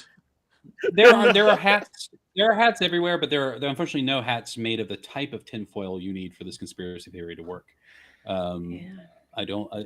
Although I do like the idea of dog hats. I think dog hats are genuinely a great idea. I'm down to go to the cargo hold. Yeah. Well, Gina was attempting to maybe do a little reconnaissance first. Do you want to do that, or do you want to just go down What there? what I want to do is I want to try and I want to see if I can hop on this shitty train's public Wi-Fi to try and get access to like there's like a network of like unprotected cameras, medical devices, things that are emitting Sure. signals, right? So I want to try and hop into that without having to go through the operator first to see if I can get any security cameras or anything that's putting out a signal that might be in that area of the cargo hold. Where Sure. I know where I it think is. I think that you maybe even get more than just the cargo hold. Maybe you get a read on the majority of the ship. But like I said before, this would be like an unsanctioned move. So if you fail the roll, which would be very hard, I don't think you could use your AI on this one, but with your, I mean, you have a very high score. So it would be hard for you to fail. But if you failed, that might change mission parameters. But the success is maybe you get a snapshot of most of the train. Because what I'm rolling for intelligence with hacking and AI. You're not going to use AI. You're just going to do hacking. So I'm not going to use AI. Your base, Okay. yeah, your base intelligence is going to be boosted by, I believe, 10 by the hacking. Okay, so I have to 15 by 15. So I have to roll 15, 15, yeah. So then you roll your D100. I have to roll. Okay, yeah, a success, barely, but a success. Oh, wonderful, wonderful. 64 under 70. Yeah, we see you plugging into one of the relays on the wall, and you very iconically clickety clack, and I'm in. And then as you look through, you can see a few things. We kind of see you flipping through your screen a little over the shoulder camera as you're giving a little touch screen action there. Cargo hold A is filled with hazardous waste that is constructed in a way to make it into a very dangerous maze. There's no quick one way through, and if you went through there, you would be making radioactive body checks to get from one side to the other. You would have to make 3 checks to get from cargo hold Alpha, from where you are now at the Mallway, to the other edge of the capsule rooms, which we know right now you guys have already figured out a way through there because you've hacked the Peace Tech bot. So that would just be a lot of radiation for the sake of radiation if you went into that cargo hold. Now, cargo hold Beta, on the other hand, you see at first you try to access that area and you get static feedback on the cameras, but you realize that it's not actually feedback. It is a signal of fake feedback. It's a little looped video. Essentially to make anyone trying to hack to think that the cameras aren't working, and you bypass it. When you bypass it, you see that this cargo hold has been retrofitted into some sort of, for lack of a better term, containment system. There are machines stacked around, think like a large warehouse. You're looking from a little security camera up in the corner. Machines that are kind of set up and stacked up with tubes and wires, connecting them to something you can't quite see off screen. It's some sort of vat or some sort of chamber. But there are people in lab coats. You're scientists. You recognize a scientist when you see a scientist. There are scientists down there doing something in this restricted area that's supposed to have more radioactive trash in it, and it just doesn't. It doesn't. There's something else there altogether. Also, you can see that the promenade, it seems to be full of people, very much like an area with bars and clubs and shops, like an exterior. It almost looks like an outside space. It's very strange from the one camera you can access. The deluxe living estates are, think, a bunker that is made to look like a very posh hotel. The train security, you can see that although there's not a lot of security on this train, they are all stationed in train security. There's probably about 20 guards in the different various rooms, the barracks, the cafeteria, the different areas there. And then you can see the train brain itself. The train brain actually has no one driving it. There is an AI core that drives this train. So you could definitely use your AI skill on that when you get there. But that is the breakdown of the train. Okay. I relay all that to the group. They can also see it on the screen that's on my arm. Well, the path forward seems pretty obvious. And as team leader, I can tell we should snatch the dog, get down in the cargo hold, avoid all security, get past these weak scientists, and then come on up to the train brain. That's the plan. This seems Any disagree? I remember right. we were told not to go to the cargo hold. It was very established. Is that why do you want to break the rules? Avoid It's security. workout. Yeah. I just close up my little That's monitor basically it, screen. Billy. Yeah, because we now all of us know that the second secure the cargo hold beta has a Yeah. bogus or signal because of that successful check, right? So we're Bunch all of secret hit. shit in there. Yeah, secret Also, stuff. it just appears to be scientists down there. It doesn't appear to be any kind of armed guards. As if you were to say, "Oh, it looks like maybe they intentionally didn't put anything with guns down there." Milkbone is intimately preoccupied with locating the dog. You are looking at the dog on your tracker right now. It is firmly in the promenade. I will say that if you wanted to use your signature item, you might be able to. Obviously, your character wouldn't know this, but in the meta, we know that it heard your whistle the first time. So perhaps you would be inclined, since you're in the middle of searching, to try it again. Yeah, Milkbone's head cocks back at a really horrifying 45-degree angle as his jaw unhinges, and he Whoa! And in the marketplace where we are, suddenly at the dubious fish salesman counter, which who buys seafood in the middle of space? That's something that I've been thinking about for the last 30 minutes. But tea cups shatter and mirrors crack as a supersonic sound just rockets through the train. I want to dump 3 stress points into this as I just belt. So I don't know. Does that make me extra super good? What does that buy me, Dad? Since you are specifically trying to rouse the dog into action, this would be you trying to call it, right? Yes. I'm just going to say that for every point you spend right now, the more successful the dog will be at getting loose. So you spend as many points as you want, and we'll see how that goes. You know what? I'm going to stack on 4 stress. I'm going to do it. That's going to put me at that 13. Wonderful. We love to see it. The camera is going to cut away. What we're going to do is we're going to cut back to see what happens to the dog's reaction, and then we're going to cut back to you guys when you enter the promenade, just to keep things kind of sliding along. Unless you had something else you needed to buy here, you're more than welcome to do that. We cut to the promenade, and we see that familiar I want to steal a dog hat. When we start the next scene, Billy, you will have 5 or 6 hats in your hand. It's for Brandon. We see once again the sign for Toby Beefs. I love to bar and chill. As rest in piss. Bless you, right? Yeah. I'm an Oklahoman. I can say that. So we see the sign, the warm glow of the neon on Dr.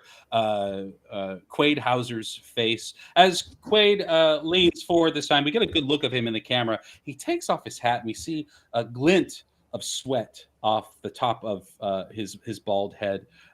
He says, this simulated sun, it hurts so much to sit underneath it. Isn't that right, Schrodinger? As he puts the hat down, his round glasses and his black leather gloves, because he's a scientist even on his days off. Dr. Quaid Hauser looks just like Cameron. Cameron is playing Quaid Hauser. What? Complete with the gloves. Yeah. Cameron's signature black leather gloves.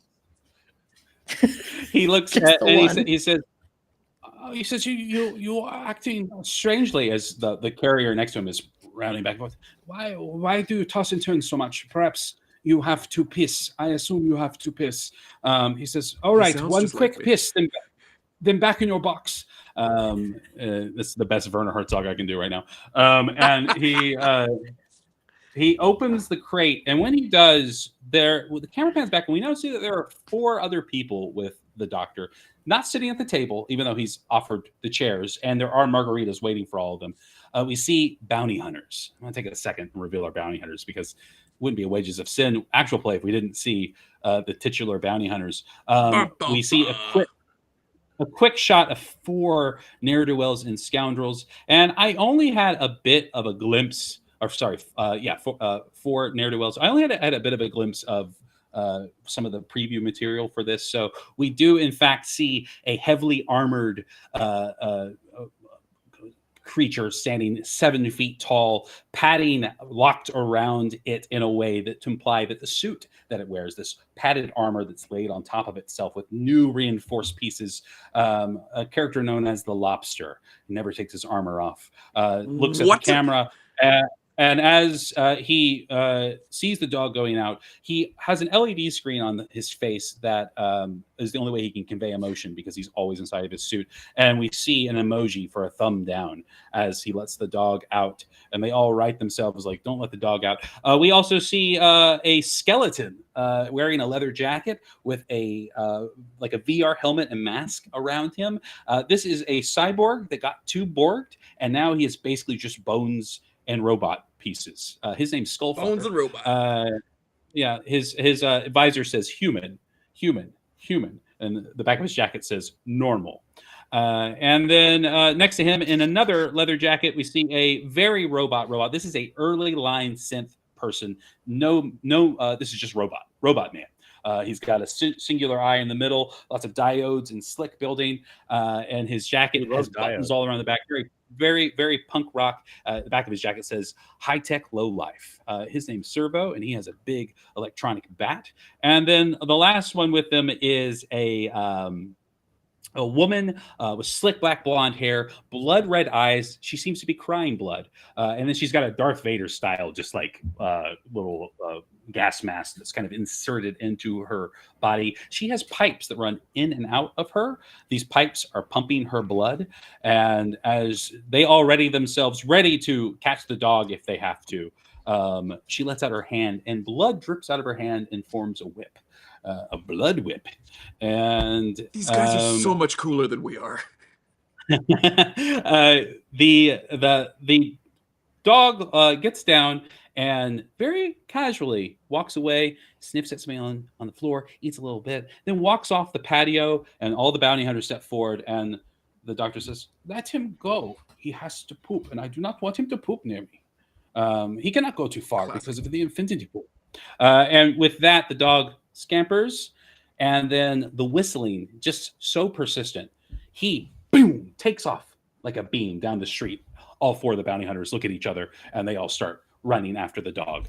And we will cut back to the group as we enter the promenade.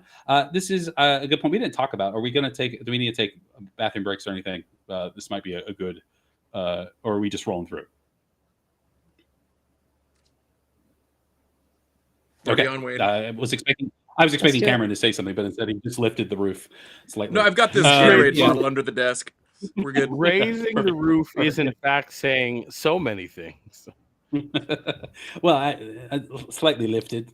That I think Alan just took his pee jar. He's just dumping it out the window as he usually does. Perfect, that's wonderful. So as you enter the promenade, let me just describe this place. Imagine the entrance to Disney World, but it's Jimmy Buffett themed. You know, like a miniature town, all facade, 2-3 stories, but they're shorter than they should be. The ceiling of this car, the train, is nothing but LED screens that go all the way down to one side, revealing one of the beautiful historical records of the Oklahoma coastline that was just absolutely beautiful before the fall. That's why it's a Toby Keith themed bar that he's at. The Oklahoma coastline shining in the distance, it gives the appearance of being on the beach. There's an infinity pool that goes to the edge there that wraps around, and it's like a giant boardwalk, this area. On one side, shops, bars and clubs of varying sizes, and on the other side, a giant LED screen simulating sunlight. And we see the 4 of you run forward as the dog, little Schrody, leaps through the crowd, and behind him, this gaggle of bounty hunters leap forward and are pushing through people. Skullfucker says, "Get the fuck out of my way." He's got one of those like vocoders to speak because he doesn't have a throat anymore. Get the fuck out of my way. And knocking people back, just literally opening fire in the crowd, these guys. So as you enter the promenade, look around, you're there for about 4 seconds before it's an active war zone. Luckily, these guys do not know you are there for the dog. So right now, they are not hostile towards you. You don't look like you belong in the leisure area, but neither do they. And I will turn it to you as they're mowing down the crowd and the dog is going back and forth. Billy, what do you do? Ooh, this is a very wild card moment.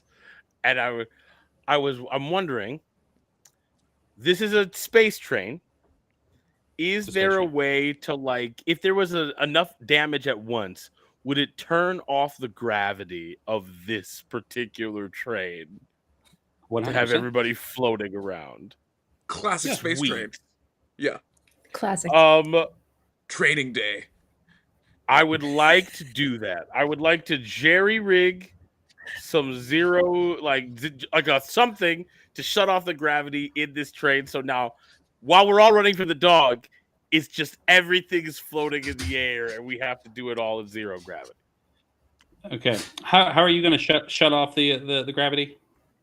Well, if there Magic, is a Jack. button to press or to somehow A big effect- red button on the wall. Yeah, it says will don't do press. my Yeah. Don't press this button. Yeah. Floaty, go ahead no. and roll me an intelligence check, and we'll see what if you can spot the thing that you need. Billy, I Would just I feel like add you don't anything? appreciate the I have- gravity of the situation. I have let's see here. I have 0G knowledge train skill Sure. I'll allow to it. look That works. to look for one of those things. And then would I add industrial equipment to that? Or I can only add one. So I'll just do 0G. Yeah. Cool. All right. Hey, that's a success. I rolled a 37 and my thing is 60. Nice. Did you communicate this plan before you Oh before no. you enacted it? Oh no, Billy Okay, just perfect. is gonna. I'm guessing someone's walking around, and they would just like take something from someone who is next to them and chuck it Sure. at the thing. And little did we know that Billy spent a long time, a few years, working as a 0G inspector. So these systems are actually very delicate, and they have to be kind of put out in the open in order to be accessed. So what they do is they literally, in a place like this, would put it inside of like one of the fake palm trees. That's not And up we to see code. you. Yeah, that's certainly not up to code. And it can only be as thick as paper mache. So you grab an oversized one of those big, like if you're in New Orleans, they have the big like plastic glass cups that you drink out of. You grab someone's drink and you just hurl it at the tree. When it rips through, and then the liquid from the drink flies inside, and then we just hear hissing and popping and sparks. When this happens, everyone is lifted up. No one expects it except for Billy. So Billy, you float up majestically while everyone else goes off. I need the rest of the crew to make a panic check right now, please. Yes. We'll do it one at a time for drama. So Gina first. You're going to roll a d20, and you need that d20 to be higher than your stress level. Okay. Yeah, 16. Perfect. You compensate, and you've worked with Billy before, so that makes a lot of sense. And I feel like with my arm too, I have a magnetize function, and so I would just switch that on and hold myself to the side, Perfect. so I'm not going That's anywhere. amazing. Yeah. There's one of those vintage Coca-Cola machines. It's filled with synth beer. Perfect. And you just clank yourself to it like a magnet on a fridge. Cameron, will you roll a panic check for Milkbone? Yep. That is a failure at a 4. I become immediately overwhelmed. Yep. Disadvantage on all rolls for the next 1d10 minutes and increase my minimum stress by 1. Cool, super cool. Hey, Billy, thank you. Anytime you were there, programmed. Bill Dunn. I don't think you have the programming knowledge of 0G. I just don't think that. Why would you have that? You were both trained I'm dogs. bounding towards this corgi, just fulfilling Yeah. my life's purpose. A very good boy, and suddenly just whoop as I and everyone around me. Wait, point of clarification too. So wait, we are unaware of the bounty hunters, and the bounty hunters are unaware of us, and both sets are after this dog. Yes. Copy. Okay, yeah. I am completely fixated on this little flufferino as I leave the sweet grasp of the ground. Wonderful. We love to see it. Billy, you're fine. You don't have to make a roll. Frank, will you make a panic? Real quick, I would like to ask the Yes. operator to play "Who Let the Dogs Out," an ancient Earth hymn from way back in our From the our cult. lives. Yeah, from the This cult. is your operator. What? Play the old ancient Earth hymn "Who Let the Dogs Out." I feel like it'd be appropriate for this portion of our heist. Please and thank you. Thank you very much. Yeah. Diegetic needle drop coming right in. Click, click, clack, clack, gank. Who let the dogs out? Who? And As everyone rises in the air. Who let the dogs out? Who? And then we see, Frank, you rolled a 6, which means what? I am frightened, and I need to make a fear save right now. Top dog. With disadvantage, please. And I failed. Oh no! I gain a stress. Make me another panic. Make me another panic check, please. Because, like, This time, real talk. I Oh, nice. 20. Like, things are suddenly very bad, right? Like, this is they're like very a bad. mall full of people in the air. So, okay, great. Just making sure I understand But this. you for a second you have a flashback to the PTSD of the last time you were in 0G, when Fiona texted you a Dear John letter. It's much more heartfelt than than sad and scary. Yeah. No. Floating around. As this is happening, Milkbone, Brandon you said goes you were flying by. leaping. You were leaping towards the thing, and you failed your check. I'm gonna make you make a speed check against Skullfucker because I think he is also, or it's also leaping towards the dog at the same time. Both of us are reaching so for little whoever- Schrode. Yep. Schrodinger's dog. I do it with disadvantage because I'm overwhelmed, right? Yeah. Let's see here. Okay, so the first one was a critical success. Thanks for that not being the roll. I will. Yeah, you're welcome. Yeah, we love it. Okay, hold on. Speed. Hey, guess what, Jack? That's a critical failure at a 33. Well, this is very fun because what happens right here? Nothing bad happens to you in this instance. You can take a stress. Go ahead and take a stress. Thanks. Nothing Thanks, worse big than guy. that. The dog is almost in your hands as we hear, "The party was nice. The party was jumping. Yippee-yi-yo!" And the dog Exactly my flies vision. right through your arms, and right as that's happening, Skullfucker says, "Out of the way," and you guys collide into each other and start doing one of those like sky, An intricate sky, ballet. Yeah. skydiving things, but backwards up as you go flying towards one of the. Both of you hit the LED screens, creating snow angel style imprints as you hit into each other. And Skullfucker looks at you and is now just angry that you're in the way. Also recognizes that you were trying to grab the dog. This is all clicking for him right now. As that's happening, though, yes, Gina. If you have something you want to get, I had an idea, but you go if you have something that. Well, you let me describe the failure, Okay. and then we can. Yeah. That was just flavor. As the dog gets out of reach, there we look and in slow motion as the now the music shifts from diegetic to a cover of "Who Let the Dogs Out" as sung by Tom York. Just a "Who let the dogs out," and it's like a slow motion ballet as Schrody bounces from one mall guest or from one promenade guest to the other, bouncing like so many Marios off in the sky, perfectly calculating the trajectory it needs to move through 0G perfectly. And we all see Schrödingy fly towards the concealed, or once was concealed until the 0G went off and the cargo bay door, which was only being held back by a curtain, is flipped up. And we see Schrödingy dive towards the door, hit the door, hold it with his teeth, and then smash with his little corgi arm, smash the little number pad, plap, plap, plap, plap, plap, plap, until the door,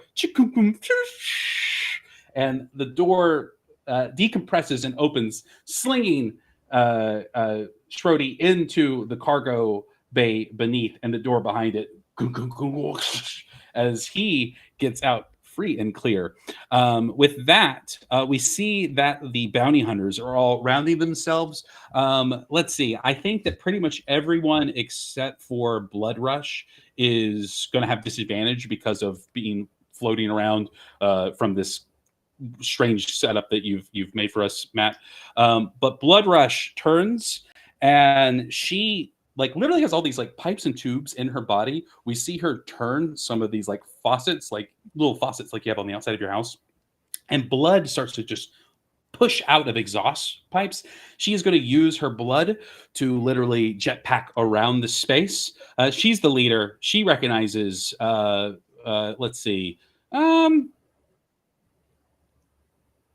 Man, I feel like it would be Billy. You're just the most obvious of all of the people. I think that you've taken a lot of jobs and you've been trying to crack into the bounty hunting game. We've just been floating this whole time. Because you definitely have hit on her once at a space truck stop back in Sector. 100%. If I recognized her, I'm gonna be like, Bloody Mary, as I live and breathe. It's been a minute, and you look as gorgeous as ever. Is that AB positive? Woo! I don't really see that too often. It's hot. AB positive's back in. Guy. Yeah, she goes blood jetting towards you, and as she goes towards you, the blood that was dripping off of her starts to coagulate into long Lady Deathstrike style claws as she goes flying towards you. You guys are all kind of grouped with each other. I like the idea that Gina, you've got the clinked, down there. You guys can almost daisy chain yourselves to each other. So as Frank is on his Billy, she's like, looks like it's your time of the month as she sprints towards you. Wow. Out. You're fired from the panic table. All right. Operator, I would like to this help is a period Frank piece. Yeah. God damn it. God damn, I just heard the period piece. Good night. Get out. Away. Cameron, take 2 stress. Yep, gonna do that. Thank you, sir. May I have another? Away. Good God. Well, I can only imagine all the pre-orders that have been canceled now. No. Gina, you were about to do something in all of that. It's either cancel us or cancel that. Oh, I was just curious if I can see that that android that I hacked into. Is he still in here? Are they still in here? Oh, he's right. He's got magna boots. He's just standing next to you. Everyone remain calm. Please insert your coupon, pun. Ooh, he's just going through. So I've got a snake in my boot. That was someone's poison the wall. If I'm still, I'm jacked in. I've been jacked into him, right? Because I've got the thumb drive, the little Bluetooth. Yeah, you're remotely hooked up to him right now. Yeah. Can I activate him to protect all of us? Because he was calling us by other names, like we were upper echelon. Yeah, folks. He thinks he's been referring to you as corporate Vice President Kawisawa. He thinks you're a little Japanese man. Excellent. Can I and I input all of our like body tag, all of our tags are in there. I want to program him to that his new directive is now to protect all of us. Oh, Oh, nice. 100%. Yeah. No roll needed. You were already Okay. sending that through. And it turns and it says, please stay seated. Keep your hands inside the car as it like leaps off into the air. Matt, you were going to say something. I would like to take Milkbone and point him towards the door as we are floating. Sure. And using Sure. my gut, I will expel the oxygen tank that I have inside me. Like, Sure. Yeah. What? And I'm going to put it on Milkbone's back.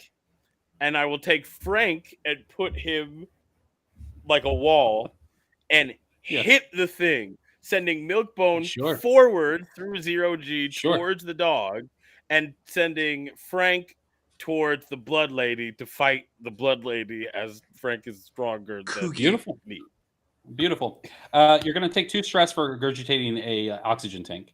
That seems about right. I think that the way I want to do this is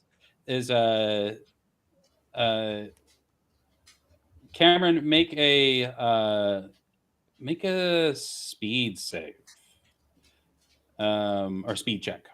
Check. And Alan, make a combat because you're just going to go flying into Punchy Town. This is all still within like the same 10 seconds of the gravity going off, right? Yeah, we're very close to that moment. This is all just kind of happening on top of itself. I'm still the dog doing just all of this with got to- disadvantage because of my panic. Yeah. That's Yeah. another You're gonna have critical failure. You're gonna have disadvantage Oh, until man. you leave the promenade. Once you leave the promenade, you'll be free of it. Another critical failure. Wonderful. That's a hot 99. Yikes! Yikes! It's just not my day. I think that you are so intent on getting to that door because that dog just slipped through there. It hasn't even closed all the way yet, and Little you buddy. see what's happening, little buddy. As the tank goes, I think you do it so well that you're just going to slam into the door as it closes, and you're just going to take damage. I think you get where you're going. I just think that it's very painful along the way, and you are going to take. You're going to take 16 damage. Awesome. I'm gonna just take a little wound if that's cool with you. Yeah, please do that. This is just hardcore bludgeoning. Oh, dope. Okay, so I rolled a 0. I'm just knocked down. Oh, wonderful. So knocked up would be, I think, the more I am now appropriate. pregnant. Yes. Yes, perfect. Yeah. So Jack, so if you don't basically- mind. Yes. Oh, so sorry. If you need to finish with Milkbone, I just wanted to play the part of rushing towards this mercenary. Yeah. Let's leave that dead android. Do it. Okay, so I'm on my way to her, and what I want to do is this. I want to say, "Excuse me, love, so sorry." Play the innocent because she doesn't know that I'm a victim yet. And my goal is to get close enough to her that I can grab onto one of her tubes and pull my revolver out from my jacket and point blank her in the head with it. So this is Well, I my love goal. that. Yeah, I like that a lot. What we're gonna do is, she doesn't know you're there yet. I'm not gonna have you make a roll or anything for that bit of subterfuge. I think that we've got to, as an audience member, I like this guy. You know what I mean? I think that he's a certain je ne sais quoi, and we just saw him flashback to when his wife left him, and he's got a little bit of a chip on his shoulder, and he's got that emotional beat. And Blood Rush, you like stop and you're like, "Excuse me, love." And you turn her around and she looks at you, her bloody eyes, the tears floating around as she looks at you. And she looks at you, and maybe for a minute, it's like strangers in the night exchanging glances. That is until you put a gun in her face. Go ahead and roll your combat, give yourself advantage, and do that thing. 12. Sorry, love. I rolled a success. She's like, I don't know what that means. Go ahead. Go ahead and deal your revolver damage. You described it as point blank. I'm going to go ahead and say we're going to ×2 whatever you roll. Is that how the Normally, game is? No. I believe the revolver, yeah, if I remember correctly, the revolver is 1d10. I have it right here.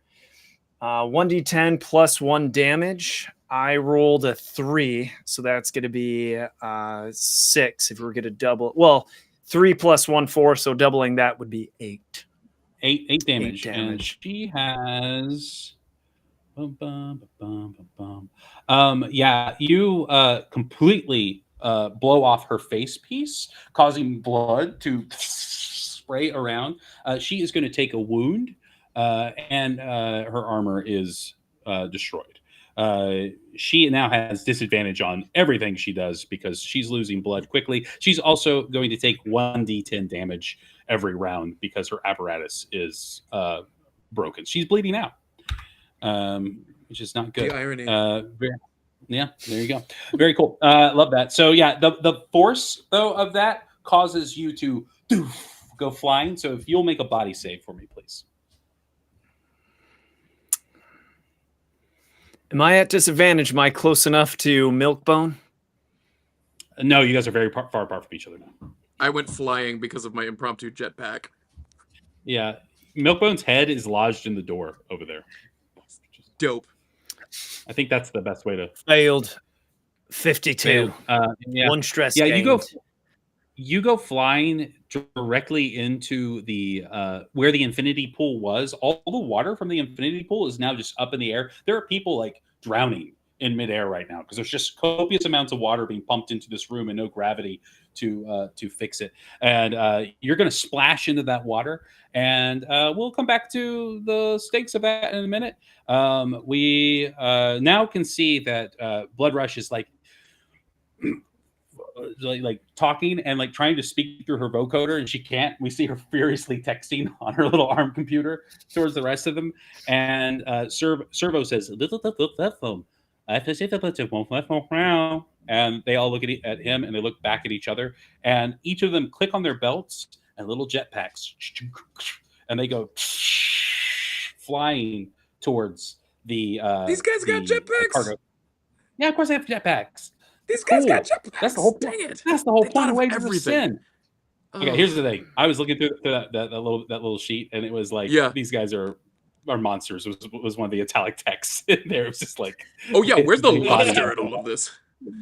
Yeah, I know. Where's he's the lobster? already- I'm waiting for a lobster. dude, he's already so after scared the of him. dog. Yeah.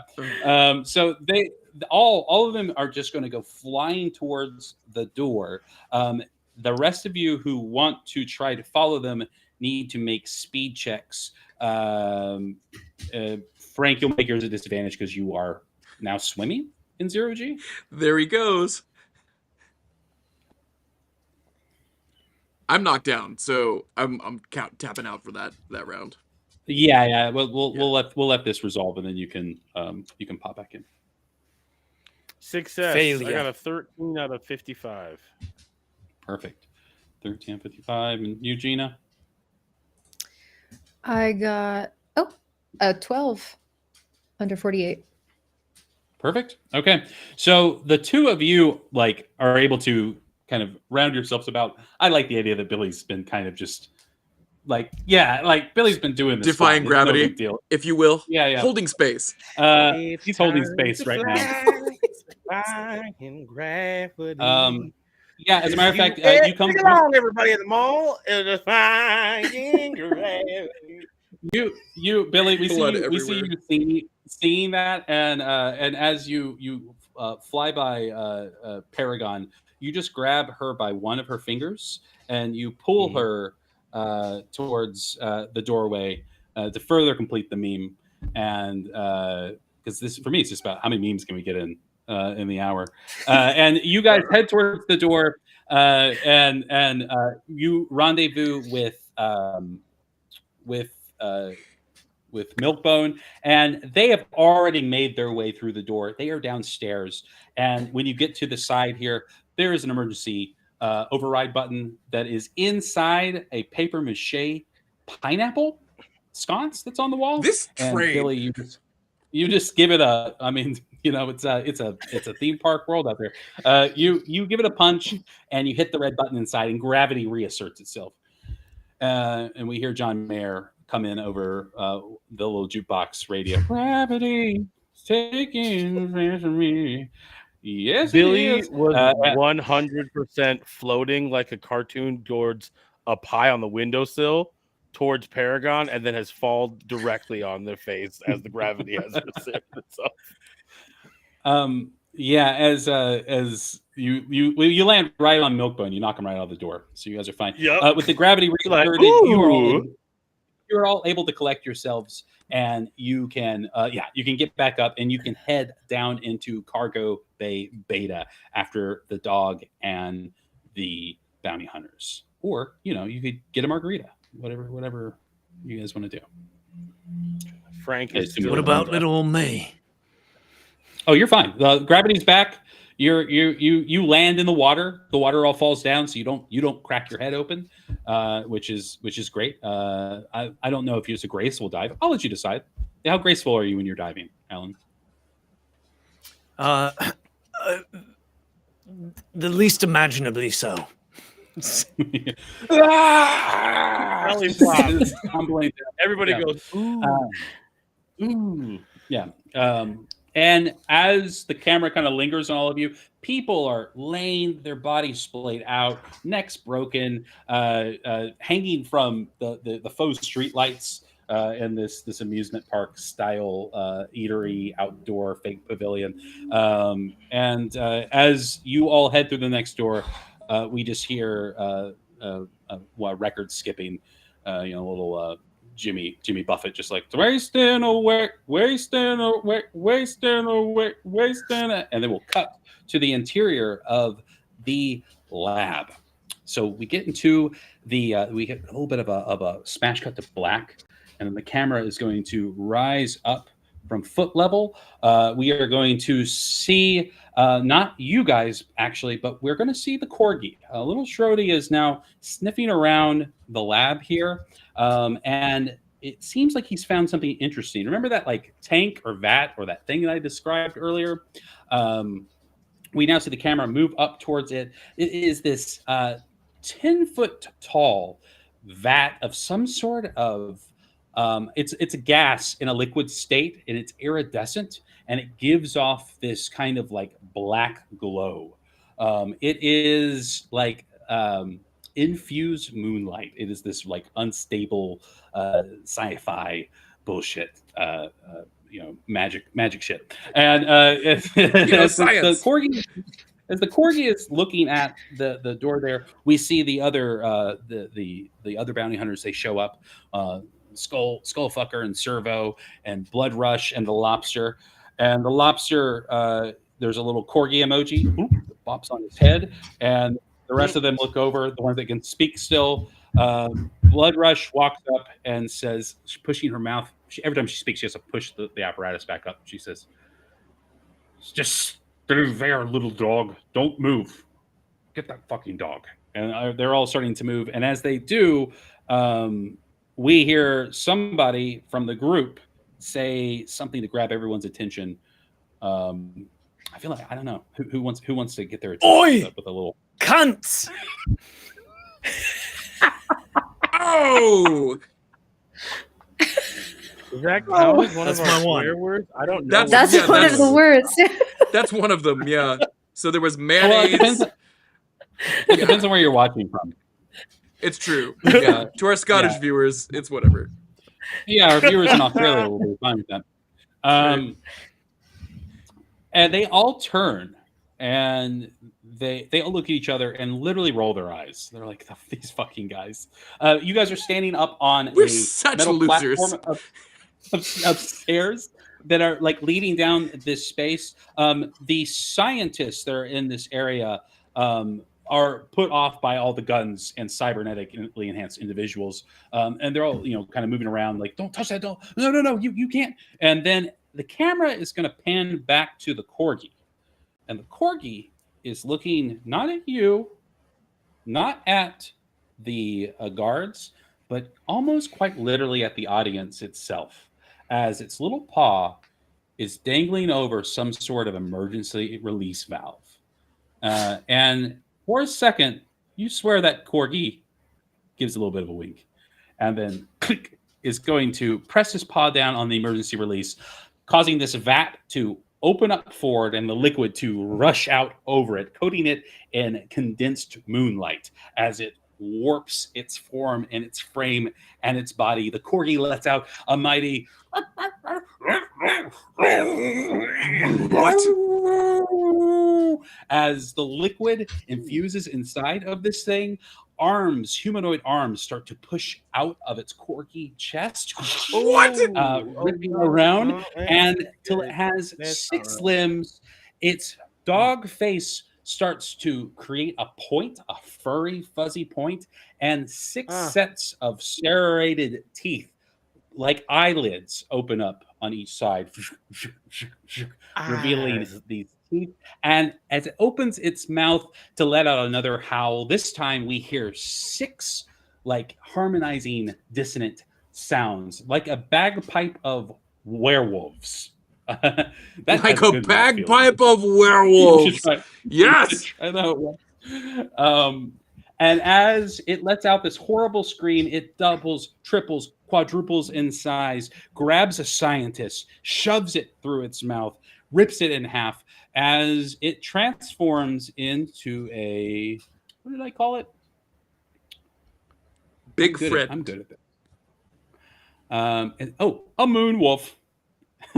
That's what I've decided this monster is called. Yeah, we'll workshop that one for the release. But yeah, so this thing is imagine a werewolf that is 10 feet tall, that is sinewy. It has hair, but the hairs are spines. It has 6 arms, and it has that weird pointed dog head with eyes that kind of wrap around it almost geometrically, and then those sideways mouths that open like eyelids. And it looks at the group, and the bounty hunters look at each other, and then they all split 4 different ways. Lobster literally jumps out, like blows a hole in the side of one of the the apertures, and they just fuck right off the group, leaving you to contend with the moon wolf as it sits there.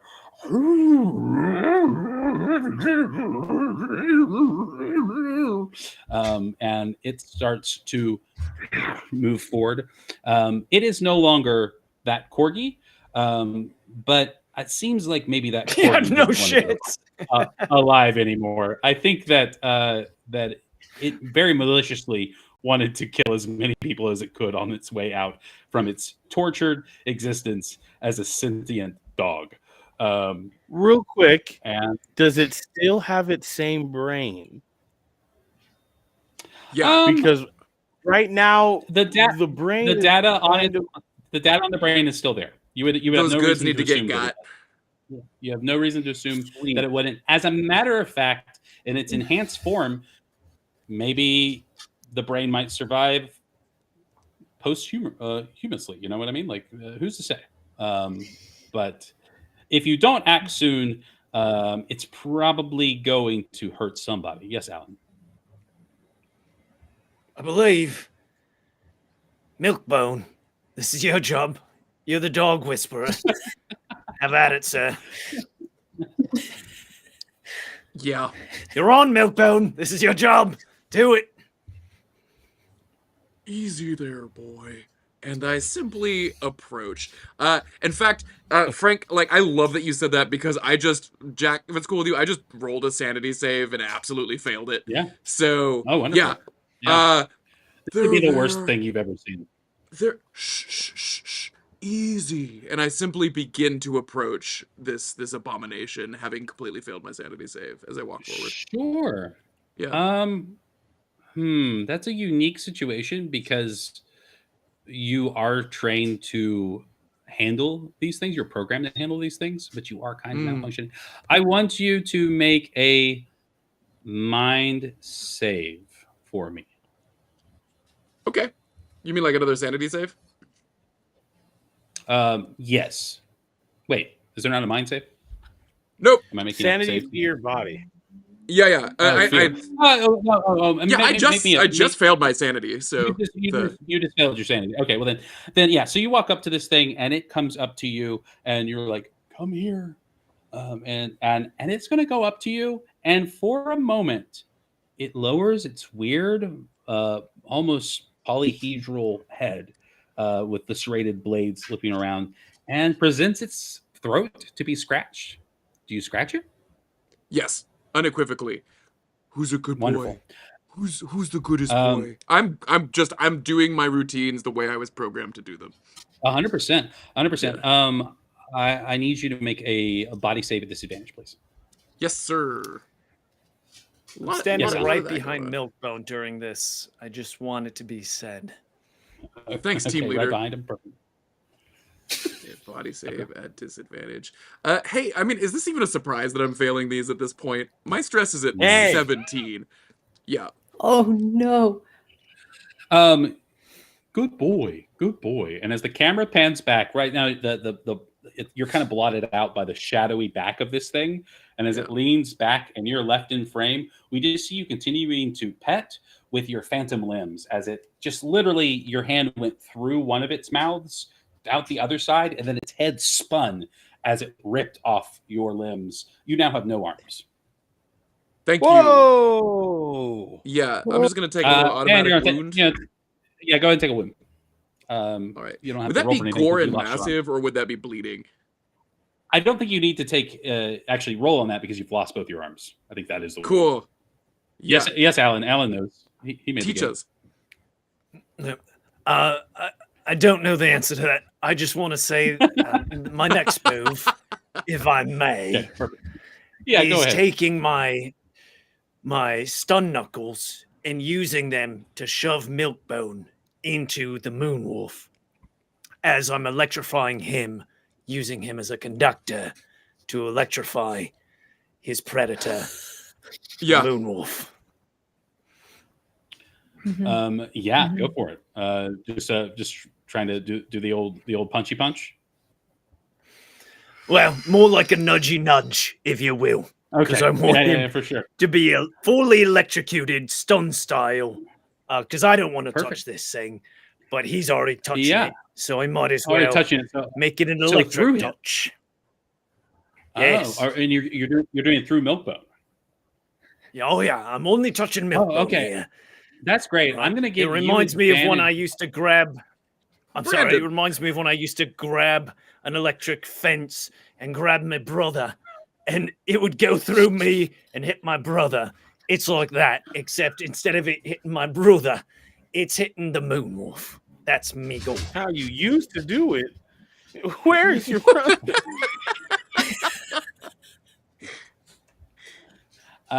Yeah. Go ahead and make that check with advantage. And used to means more than one time. Why would your brother get close to you with an electric fence after the first time? He didn't know any better.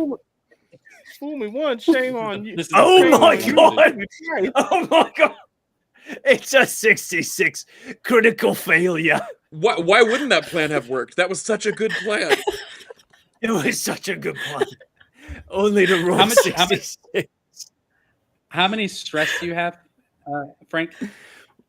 Right now I'm at 4. You're at 14 stress. I would like you to roll 14d5.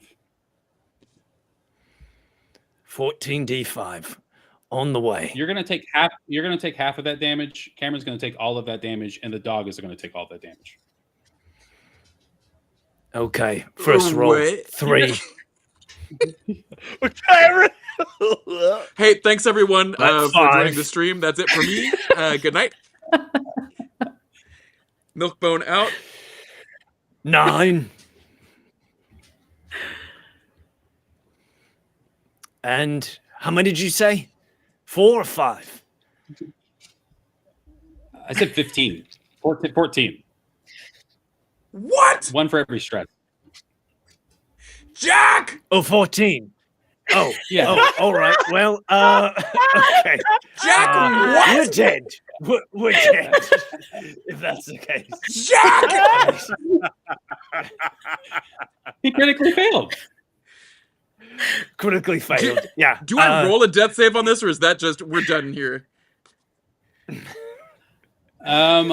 Well, let's see. Now refresh me if I'm wrong. Once you go down, you're past your hit points. That just wounds you, and then your hit points come back, right? No, So that's just air and that's my. I already have 2 wounds, so this would absolutely kill me. Yeah. Yeah. Go ahead and make the death save because you're an android. I mean, if anybody's going to survive this, you are. And Alan, that would just cause you to get a wound, correct? That is correct. Yes. One wound to Frank. Okay. Wonderful. I'm gonna do that. What does everybody else do? Is everyone else just like totally chill with observing this? Are we all fine? What, you monsters? Yeah. What's Paragon doing right now? I feel like Paragon, I would need to make a panic check, fear save. I've never seen anything like this. Yeah, and this make is a fear save. fucking horrifying. I'll tap to reveal this death save once everybody else does their stuff. How does that sound, Jackie boy? Yeah, that sounds great. Yeah. Jack, I have a question. What kind of wound am I going to be experiencing? The options are blunt force, bleeding, gunshot, fire and explosives, or gore and massive. I would think it would either be fire from the electricity. Is there a soft tickle category? I feel like it's a gore massive. What about a hurt feelings? What about hurt feelings? And sometimes the wounds are on the inside. This trauma. My flesh explodes off of me, and I now have minus 1d10 strength. What? Oh, your flesh is gone. But how are you still walking around? You have flesh on your feet. That doesn't make any sense. Where did your feet flesh go? The last half hour of this is just incoherent babbling. Oh, let's come back to that in a second. Jack! You were rolling a fear save? Oh yeah, With I failed disadvantage. that. I failed. I rolled a 69. Nice. Over 21. So I But it could be for worse. sure failed. It could be worse. That's true. Hold on. Yeah, Android trauma response. No, 69 Nice. is a fail. Nice. Nice. So Nice. Nice. Okay. Nice. Yeah. So go ahead and make a panic. Go ahead and take a stress and make a panic check there, Gina. Okay. Billy, you don't have to take a stress, but there's a lot of crazy shit going. I mean, you don't have to make a save, but please go ahead and take go ahead and take 3 stress just from the. That sounds about sheer. right. Billy's just like, huh? Oh, all right. Well, some calculations were made incorrectly. Understood. There's milk blood everywhere. Everywhere. Ooh. All right, Billy. What are you doing as all this is happening? Well, I want to figure out what's happening to the dog with this this big electrical thing. The dog has taken a wound. It's missing 5 of its arms. So it only has one of its main arms now. It's like a weird tripod situation where it kind of like moves like a gorilla. And its head is now ripped in half. One of those like eye slit mouths has now taken up the entire side. So it's kind of turned that part of its head. So that's its main mouth now. So it's got this like weird kind of asymmetrical gait as it like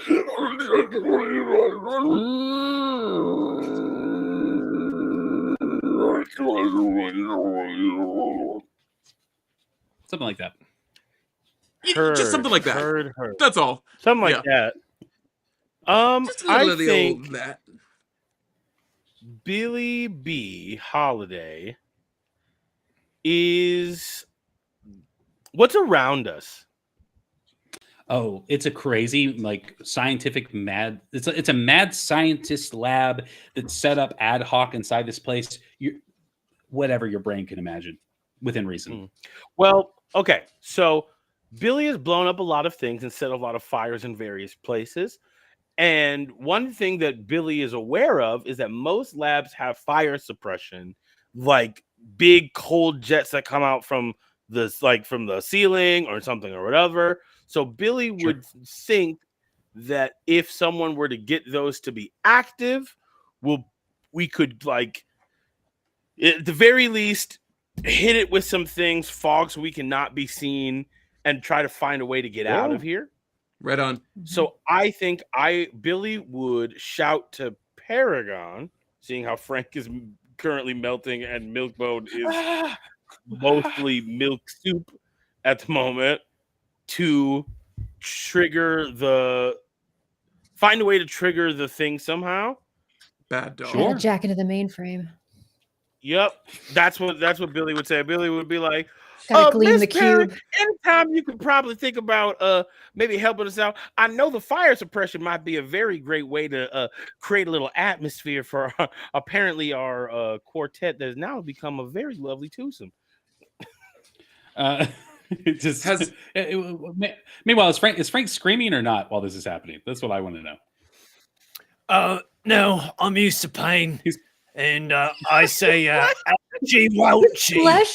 as I hold on to my flesh. Ouchie, wouchie!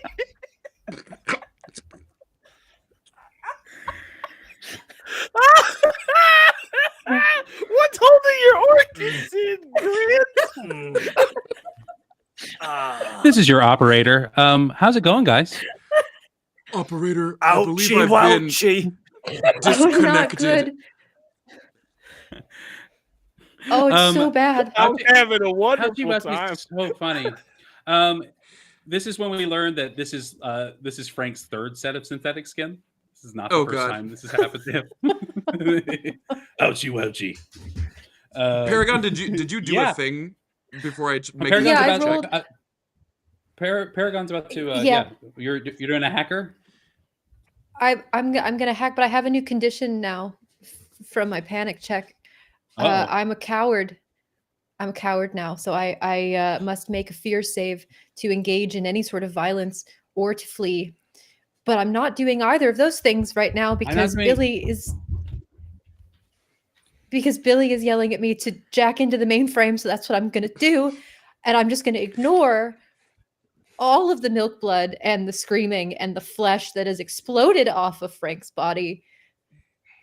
And I'm just gonna reach for a panel or something, and I'm gonna jack in and try and find the fire suppression system and try and turn it on as targeted as I can. This adventure has been so much more wet than I thought it would be. It really has. Yeah. Yeah. A lot of fluids. I think that the way like I said, this is an ad hoc laboratory, right? So all these things would be set up. I think the fire suppression system is set on like basically a metal structure that's slightly above the main area. So if you can activate it and kind of guide it into the right place, you'll be able to basically like knock it down with this stuff. This stuff will be so powerful that it will give you a temporary.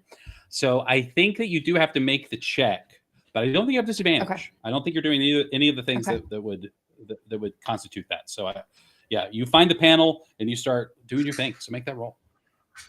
Okay. What a treat. Okay. Hail and gas, just taking all the air out of the room. Okay. That's that saves because I rolled a 54 and I hadn't add any of my stuff yet. So that. I'm sorry. One more time. Success. Oh, nice. It was a 54. Woo!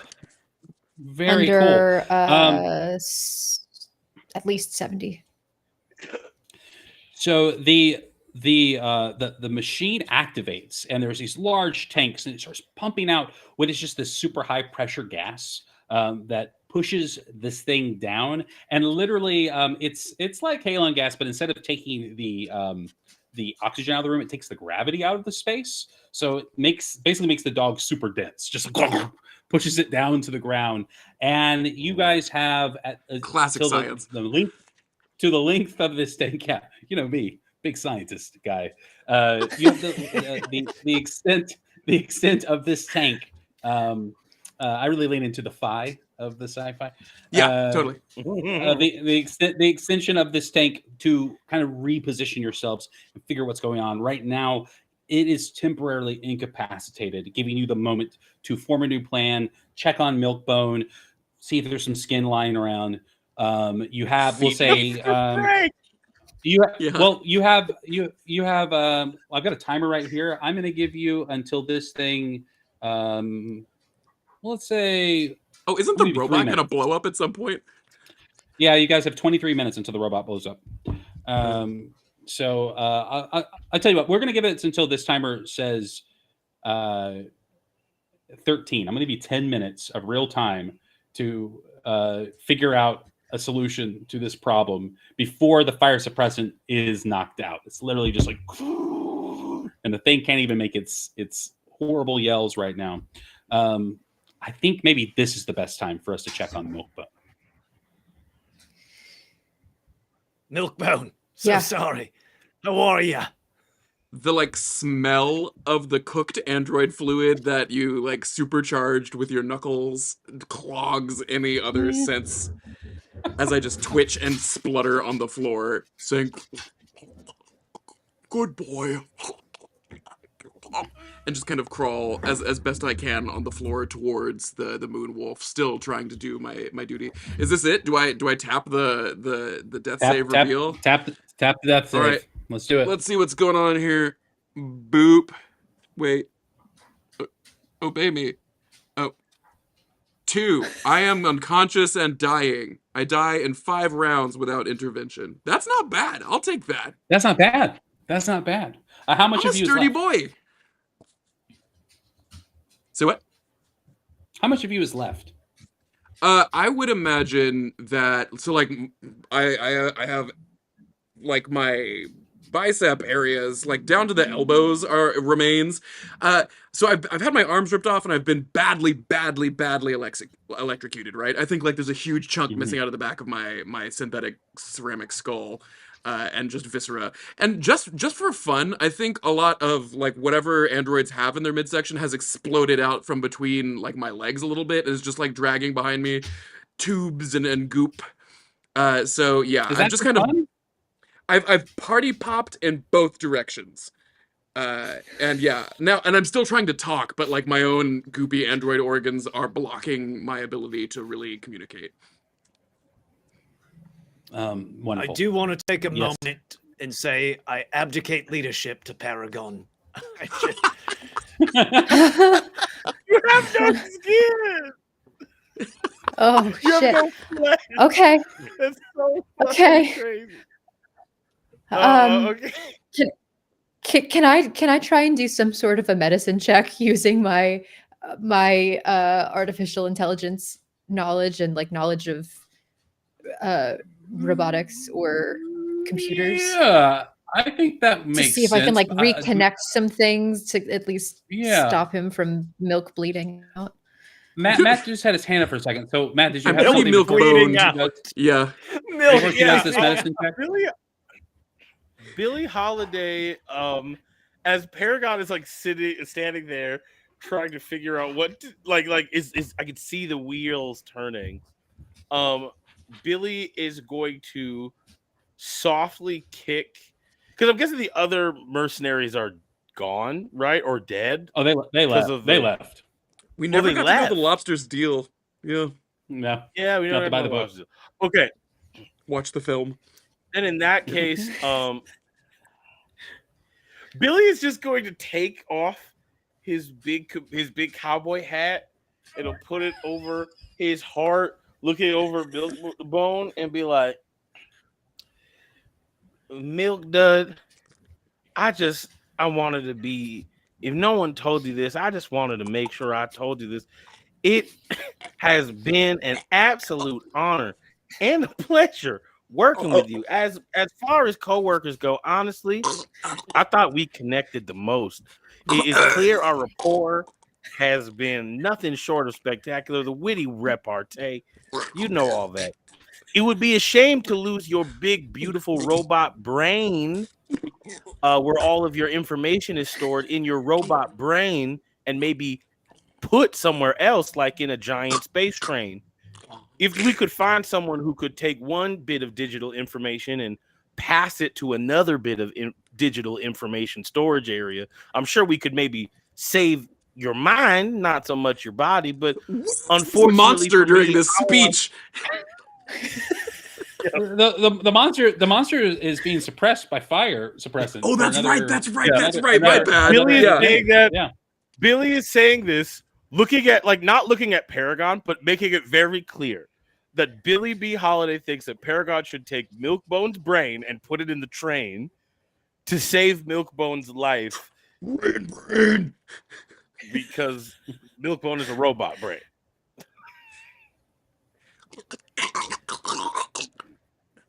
You don't have much time to do it, but that's what Billy's saying to do. Good boy.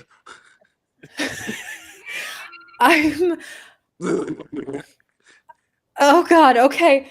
I'm gonna frantically be like plugging things in from my arm into his neural unit and try and there's like a big red button on the inside of my wrist that says download. And I'm gonna flick the little plastic cover on it, and I'm gonna slam the button, and I'm gonna try and download his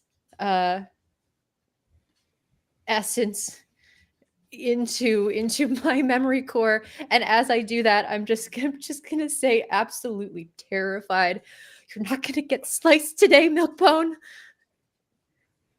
You're not gonna get sliced." And I'm gonna download that neural network, as much of it as I can. Okay, I'm milk shook. We're gonna have a cascading series of events here. First, Gina, have Paragon roll that hacking check. Roll that hack. Move Hack that blood. Can I add I can add my artificial intelligence to this too? Sure, go for it. Okay. Do me a switch. Okay. It's a 39 under 90 with all of Hey. Hey. The transfer starts to initiate. Your arm starts to overheat from the sheer amount of data that's being put inside of it. Some of the diodes, pop, pit, pop, boom, boom. A little composite starts to melt on the side of it. As this is happening, Milkbone, we see, oh, good boy. Your body this whole time, they've been following you as you've been pulling yourself, because you've been trying to get closer to the dog, you know? Yeah, good boy. As you reach out, right as she hits the button, you manage to grab on to the moon doggy. And I need you to make a mind save. I'm gonna do it. Well, Milkbone's making a mind save. Billy B. Holiday's gonna take his Hawaiian shirt and put it on Frank because he doesn't have any skin. Yeah, that's fair. That's so sweet. That's very fair. Old skinless Frank, they call him. Hey, even with disadvantage, I succeed. Fantastic. 14. In that case, I need Gina to make a body save. Oh God. Oh, we're gonna straight up merge, girl. Yes. I can tell you right now. You know what my body scores, my stats are for that? Wonderland. It's a 14. It's a 14. Meant to be. Milk it. Did you say with disadvantage or just straight roll? Just straight roll. We're making the milk switch. That's what we're doing. Yeah, that's it. Oh, it's so close to not being a fit. It was a 17. Over. That's what my mom said about me. Yeah. So close. To not well, being this a is failure. one of the fun things where we're not rolling to see if the thing happens or not. We're rolling to see how it happens. So how bad it we is. see a cat. Your arm starts to overheat as Milkbone defiantly to his dead. That's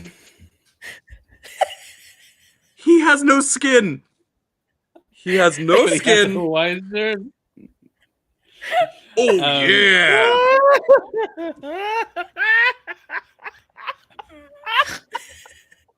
I'm sorry.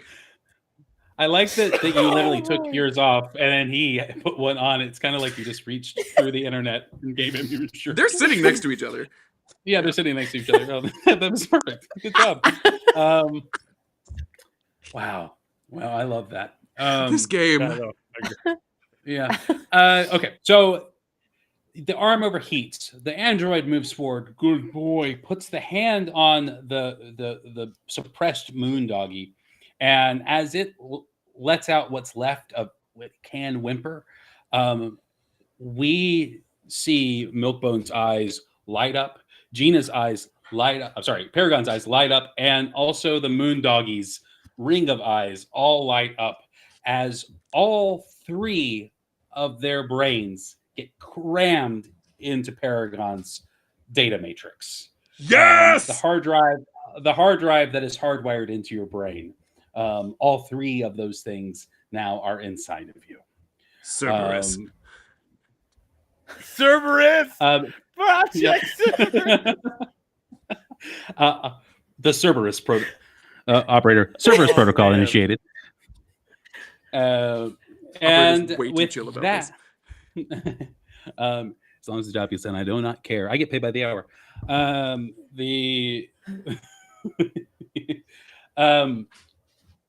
So yeah, Gina, how does Paragon react to now having all of this inside of them? I can feel it. I can feel that it's happened, or I can just see it on the. Oh. You can hear it. Oh God! I think I would just. You hear your voice. You hear Milkbone's voice. You hear a third voice, a soft, almost friendly voice. Where am I? Oh God! What? What's happened now? What the fuck did I just do? Okay, we got it. We got to get to the train brain. We got to get to the pods. We got to get out. We got to get out. We got to get out of here. I got 3 people in here. Maybe a sanity save, please. Sanity? Yes, please.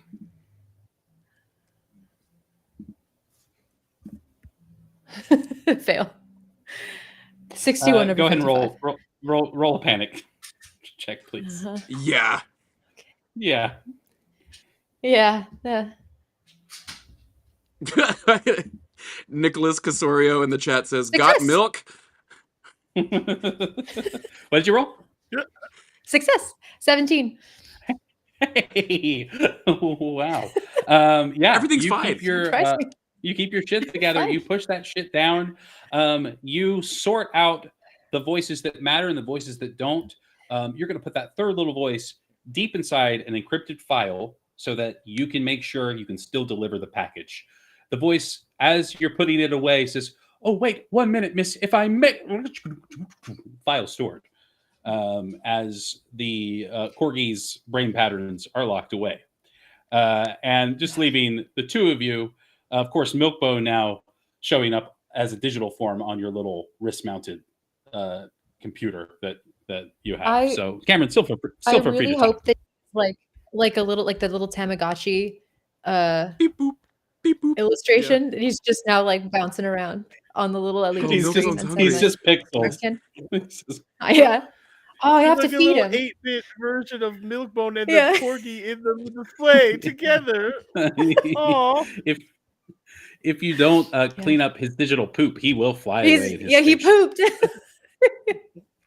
Oh no! What a weird lore that is. Okay. We should probably keep going. We have exactly 9 minutes and 38 seconds till this ship blows up.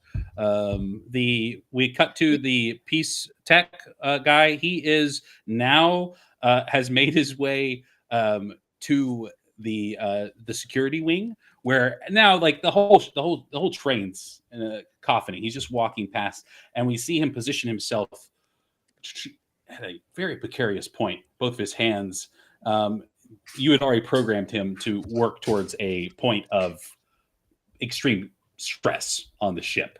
When he blows up, this whole thing blows up.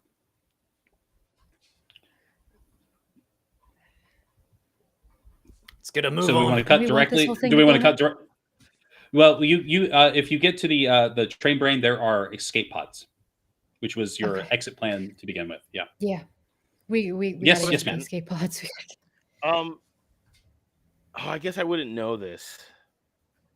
I'm trying to think of whether. So, do I know that the dog's memory was even like that? We did that. Does Paragon express that to us? I would have said that's it. That we have what we need. Okay, cool. Then never mind. Then yeah, Billie Holiday's gonna look at Frank and be like, Frank, buddy, how do you think you're gonna be on running, seeing as you have no feet skin? And I'm sure you're in quite a bit of pain. It's not my first rodeo. It's ouchie wouchie number 3, as I say. So don't worry about me. Ouchie, wouchie. You have no skin. Ouchie wouchie number 3. All right. We're here for number 3. If you go deep enough, there's no nerves left, you know? Yeah, I guess. All right. Well, it looks way worse than it feels.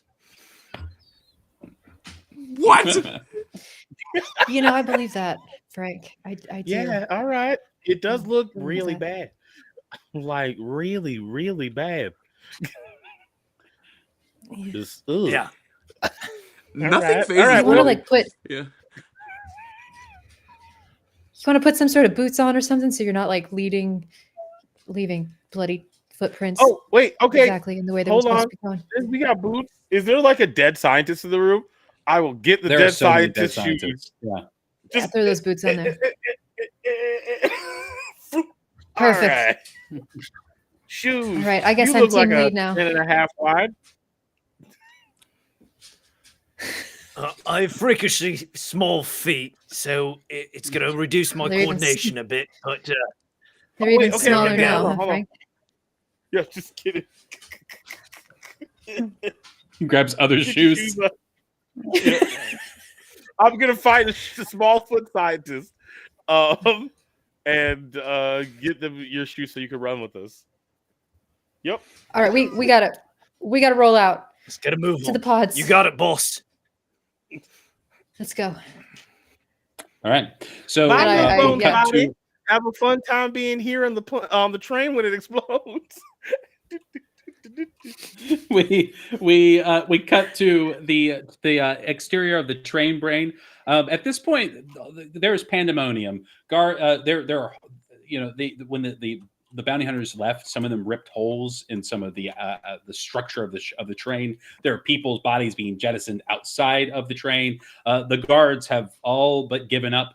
You cannot get into the train brain unless you are a corporate executive. That is the only way to get in there without a hack. You have to be a Japanese corporate executive.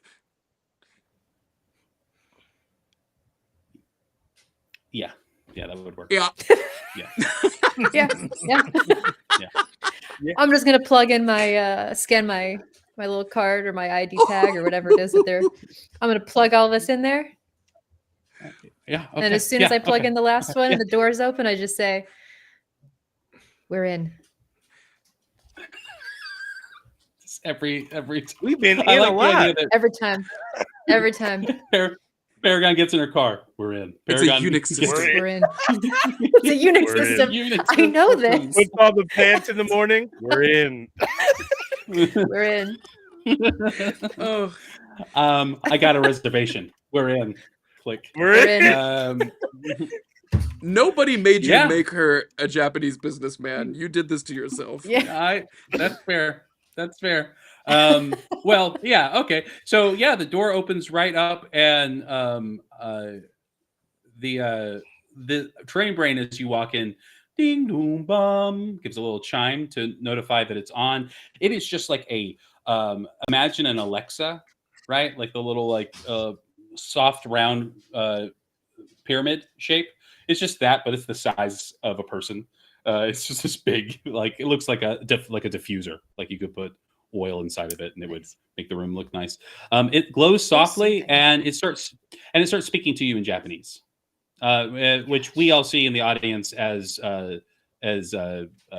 subtitles, because obviously you have translation. I'm not gonna. And I plug in. Yeah. I plug into my arm the little translate, and it just starts reading. Yeah. Yes, Alan. That Brandon fella, he looked Japanese to me. Brandon. When he ran out after slapping your ass. So, it's funny you should say that.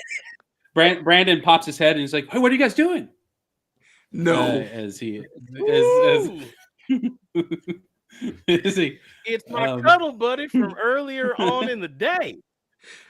He pops out of a pod. He was priming one ready, and this pod is for the two of you. I got one waiting for you. Sweetie. It's built for two. It's built for two people. Well, and two people only. I mean, he says didn't stop us before, did it? This guy is fully convinced. It sure didn't. I'm gonna be like I'm gonna. Can I get a hold of Brandon?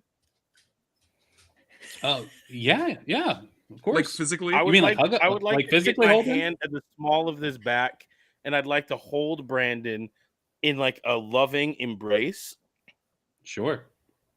I'd say, you have no idea how much you've just helped me out, Brandon. This is the second time in less than 48 hours that you have saved my very life. And for that, allow me to say, and then he's gonna kiss,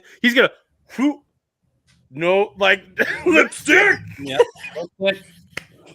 Going to kiss Brandon so passionately that it makes everyone in the room blush. And as so doing, we are going to wave Paragon into the pod as well with and Frank, because there's only two people who can get sure. There are enough pods for 4 people, which you are now short 1 body. So there is enough space for all 4 of you, including Brandon. And he enjoys the kiss. Oh yeah. He enjoys the kiss, and he goes, "Oh, there's other pods." After you kiss him, this guy. Oh, that's such a shame, because I put this was Brandon's adventure this whole time. Brandon. I wanted to put my other grenade on Brandon and push him towards the entrance so no one else could get in. Wonderful. Yeah, you kick him towards the entrance. To slow it down. Oh, there's one right there. You Sparta kick him, and he's holding and murder Brandon. He's holding the. Yeah. I thought it was a pineapple. As he. Throw him out. Woo! All right. So leg room, am I right? Let's get out of here. Stone cowboy. Oh boy. You guys have, let me check, 45 seconds before the bomb goes off. Classic. 40 seconds. We got it. I mean, we're going to evacuate this pod. 35. Oh, wait. Oh, Frank. 29. There's we have to get, I forgot something on Brandon. 22. I'm watching I'm gonna evacuate the pods. Okay. You hit the button. We're in, right? Yeah. I hit the button. If it's counting down, I'm hitting it. Sorry about your boyfriend, Billy, and I slammed the button to detach us. Perfect. Sorry about your boyfriend, Billy. As you hit that, the pods are jettisoned. 3, 2, 1. Kaboom. And we cut to the exterior of the space That was train. it. That was it. Well, you guys wanted me to be more scientific. There's not going to be an explosion. It's silent. Space. It's just a fart in the void. There's nothing. I got.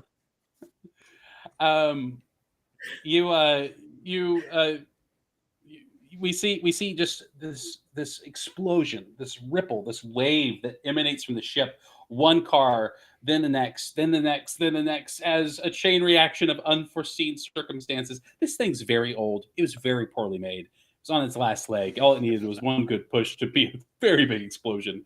And then there's a moment of silence, and then an uproarious sound of the interior of one of these shaking pods as through the explosion we see the 4 pods go out. One empty. Brandon could have been in it. It's just an empty pod. But the 3 of you jettisoned out into space safely. You still have the ability to communicate with each other as you are sitting in a tin can far above the world. Planet Earth is blue and there's something shooby-doo. Yeah, what do you guys say to each other as over comms as you successfully escape and really learn how to train your dog? We're all in our own pods, flying in different directions, like Ocean's 11, and we're talking through pods. Claire de Lune is playing. That. Yeah. Oh, yep. It's Claire de Lune, but it is just sound bites from Who Let the Dog Out on a synthesizer. So it's like Who let hellish. the dog out? The worst thing I can think of. Yeah. Is Frank okay? Billy, can you hear me, Billy? That's a 10-4, good buddy. I can hear you loud and clear. How you feeling? Well, not great. Truth be told, I really appreciate the shirt, but I would have appreciated good old Brandon as a flesh donor, and you just blew him up for no reason, really. And I could have used that flesh. Just point be told. But I hope this payday's good for all of us. I know I'll need it. Paragon, good leading. See you all at the rendezvous. Yep. Just me, all alone in this pod. Just us. Not. And I'm gonna try. I'm gonna open up. Well, because I can still hear Milkbone. Right. Yeah, but now it sounds like Venom. Yeah, and I think you see him in the reflection outside the window. I don't think this is even like it's just like a pure psychosis moment of you looking, and instead of your reflection, it's his as he looks at you. Oh, this is fine. It's fine. It's so fine. But I remember the corgi, the dog saying something to me before I compartmentalized it, and I really feel like I shouldn't when I'm all by myself, but I will anyway. I'm going to open that file and uncompartmentalize it. Sure. As you open the file, the reflection of Milkbone in the window looks at you, and as you go to press the button, you feel your hand seize up. Will you make me one last mind save for the session, Gina?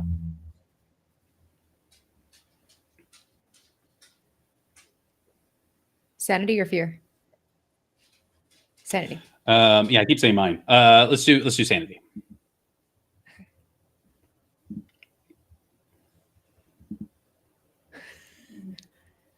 Oh wait, why did hold on, it rolled body by accident. Body roll. Body roll. Success. 14 under 55. As you're about to press the button, you look up back at Milkbone's reflection. It's not his reflection at all. It's the moon doggy. and that's where we'll cut to black. And heavy metal music will play as What I've done.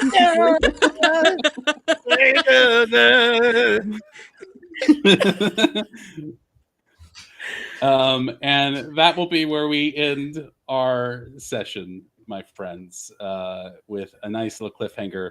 You compartmentalize the wrong brain. That little talky voice you heard, well, that was Milkbone, of course. And yeah. And we won't have a post-credit scene because this movie was made firmly in the 2000s. So there is no, we haven't been introduced to the Marvel model yet. So what about the DVD bonus content? There was a whole 3 hours we had to cut. So yeah, there's a bunch of stuff in there. Yeah, there's a scene on a beach where like you see the pieces of like a life pod, and then like you see Brandon's hand like slapped wetly into the sand as he pulls himself ashore. Yeah. Not cool, guys. Oh, not cool. Oh. This was coconuts. Well, I think we nailed it. Yeah, good job, so everyone. many highlights. So many highlights. I gotta give Jack a lot of compliments to you. Your robot sounds are amazing. So a bagpipe of werewolves is unforgettable. Tattoo worthy. That was great. That was great. So good. You're all amazing. Thank you so much. And if it makes you feel better, Jack, I will tell you that Mind Save is in Father Fog, which is the future role-playing game from Tuesday Night Games, which is fairy tale horror. So it's mind, body, and spirit. So you're probably just thinking into the future of the past of fairy tale genre. I love the credit you're giving me for just being bad at remembering things. Yes, I am very good at stuff. Everybody, I am always. Fantastic. I'd love to hear highlights from everybody. I'll give mine at the end. What about you, Matt? What do you think? What was this fun is for fun. you? Or Alan, you can keep doing things. You just talked about me, but yeah, praise Jack. Yeah, no. Yeah, don't do that. I was going to make sure that Alan had a chance to say other things that he liked about the session. Since I was like, all right, that's good. I heard my stuff. Move on to the next person. Did you have anything else, Alan? Yeah, I just think, Billy, you really lived up to the wild card name, Milkbone. Very clever and eerie at the same time. It definitely gave me what was that character, the villain in Silence of the Lambs, who made the dresses? Him. Oh, Buffalo Bill. And Buffalo Bill. It gave me Buffalo Bill vibes. I'm not sure if you were going for Buffalo Bill, but it sat with me a little bit. Here we are. here we are. Puts the lotion on its skin. Yeah. So great to meet you. You were definitely the human of us all here actually going through the emotions and expressing them. So I felt this adventure through your eyes with just your discomfort of what was happening before you.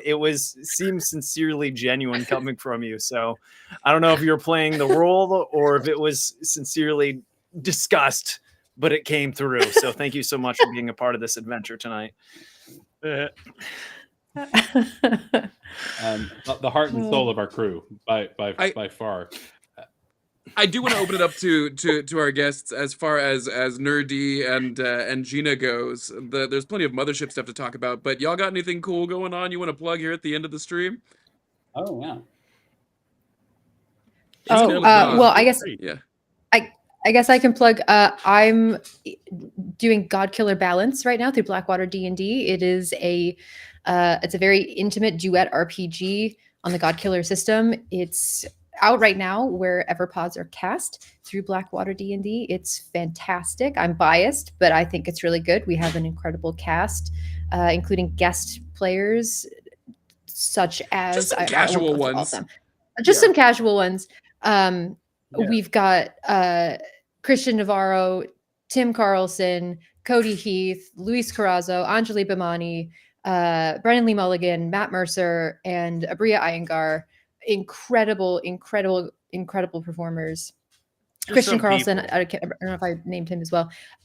it's the most emotional thing I've ever done, and I'm glad that my emotion came through in this because I feel stuck in expressing myself all the time now, and it's fantastic. There's a whole lot of smooching and a little bit of god killing, and there hasn't yeah there's yeah, it hasn't there been very yeah there smoochy, is has there it? is That's not true. Yeah, it hasn't that's not well the first anyway we can get into it. God Killer God Balance. smoocher. Listen to it and then tell me all of your feelings about it because that's my air and I crave that. Matt, to you. Yeah, Matt. Me? To me? Okay. Well, you could also find me in God Killer, but I'm in silent pauses. You don't hear me that often. It's a very minor role. He's in the background. Yeah. Yeah, I wouldn't even think to mention it. But I'm an extra. But actually, you can, if you like some music, if you're looking to do a little bit of wild card with your playlists or be a little bit of a chaotic person, you can listen to Nerdy wherever you get your music. NUR-D. We have a lot of cool stuff coming out soon in 2025, but I have 9 whole albums if you've never heard me before. A lot of really cool stuff there. And then the one thing I would like to push is I have a brand new TTRPG show that's coming out in 2025. It's called Sidekicked.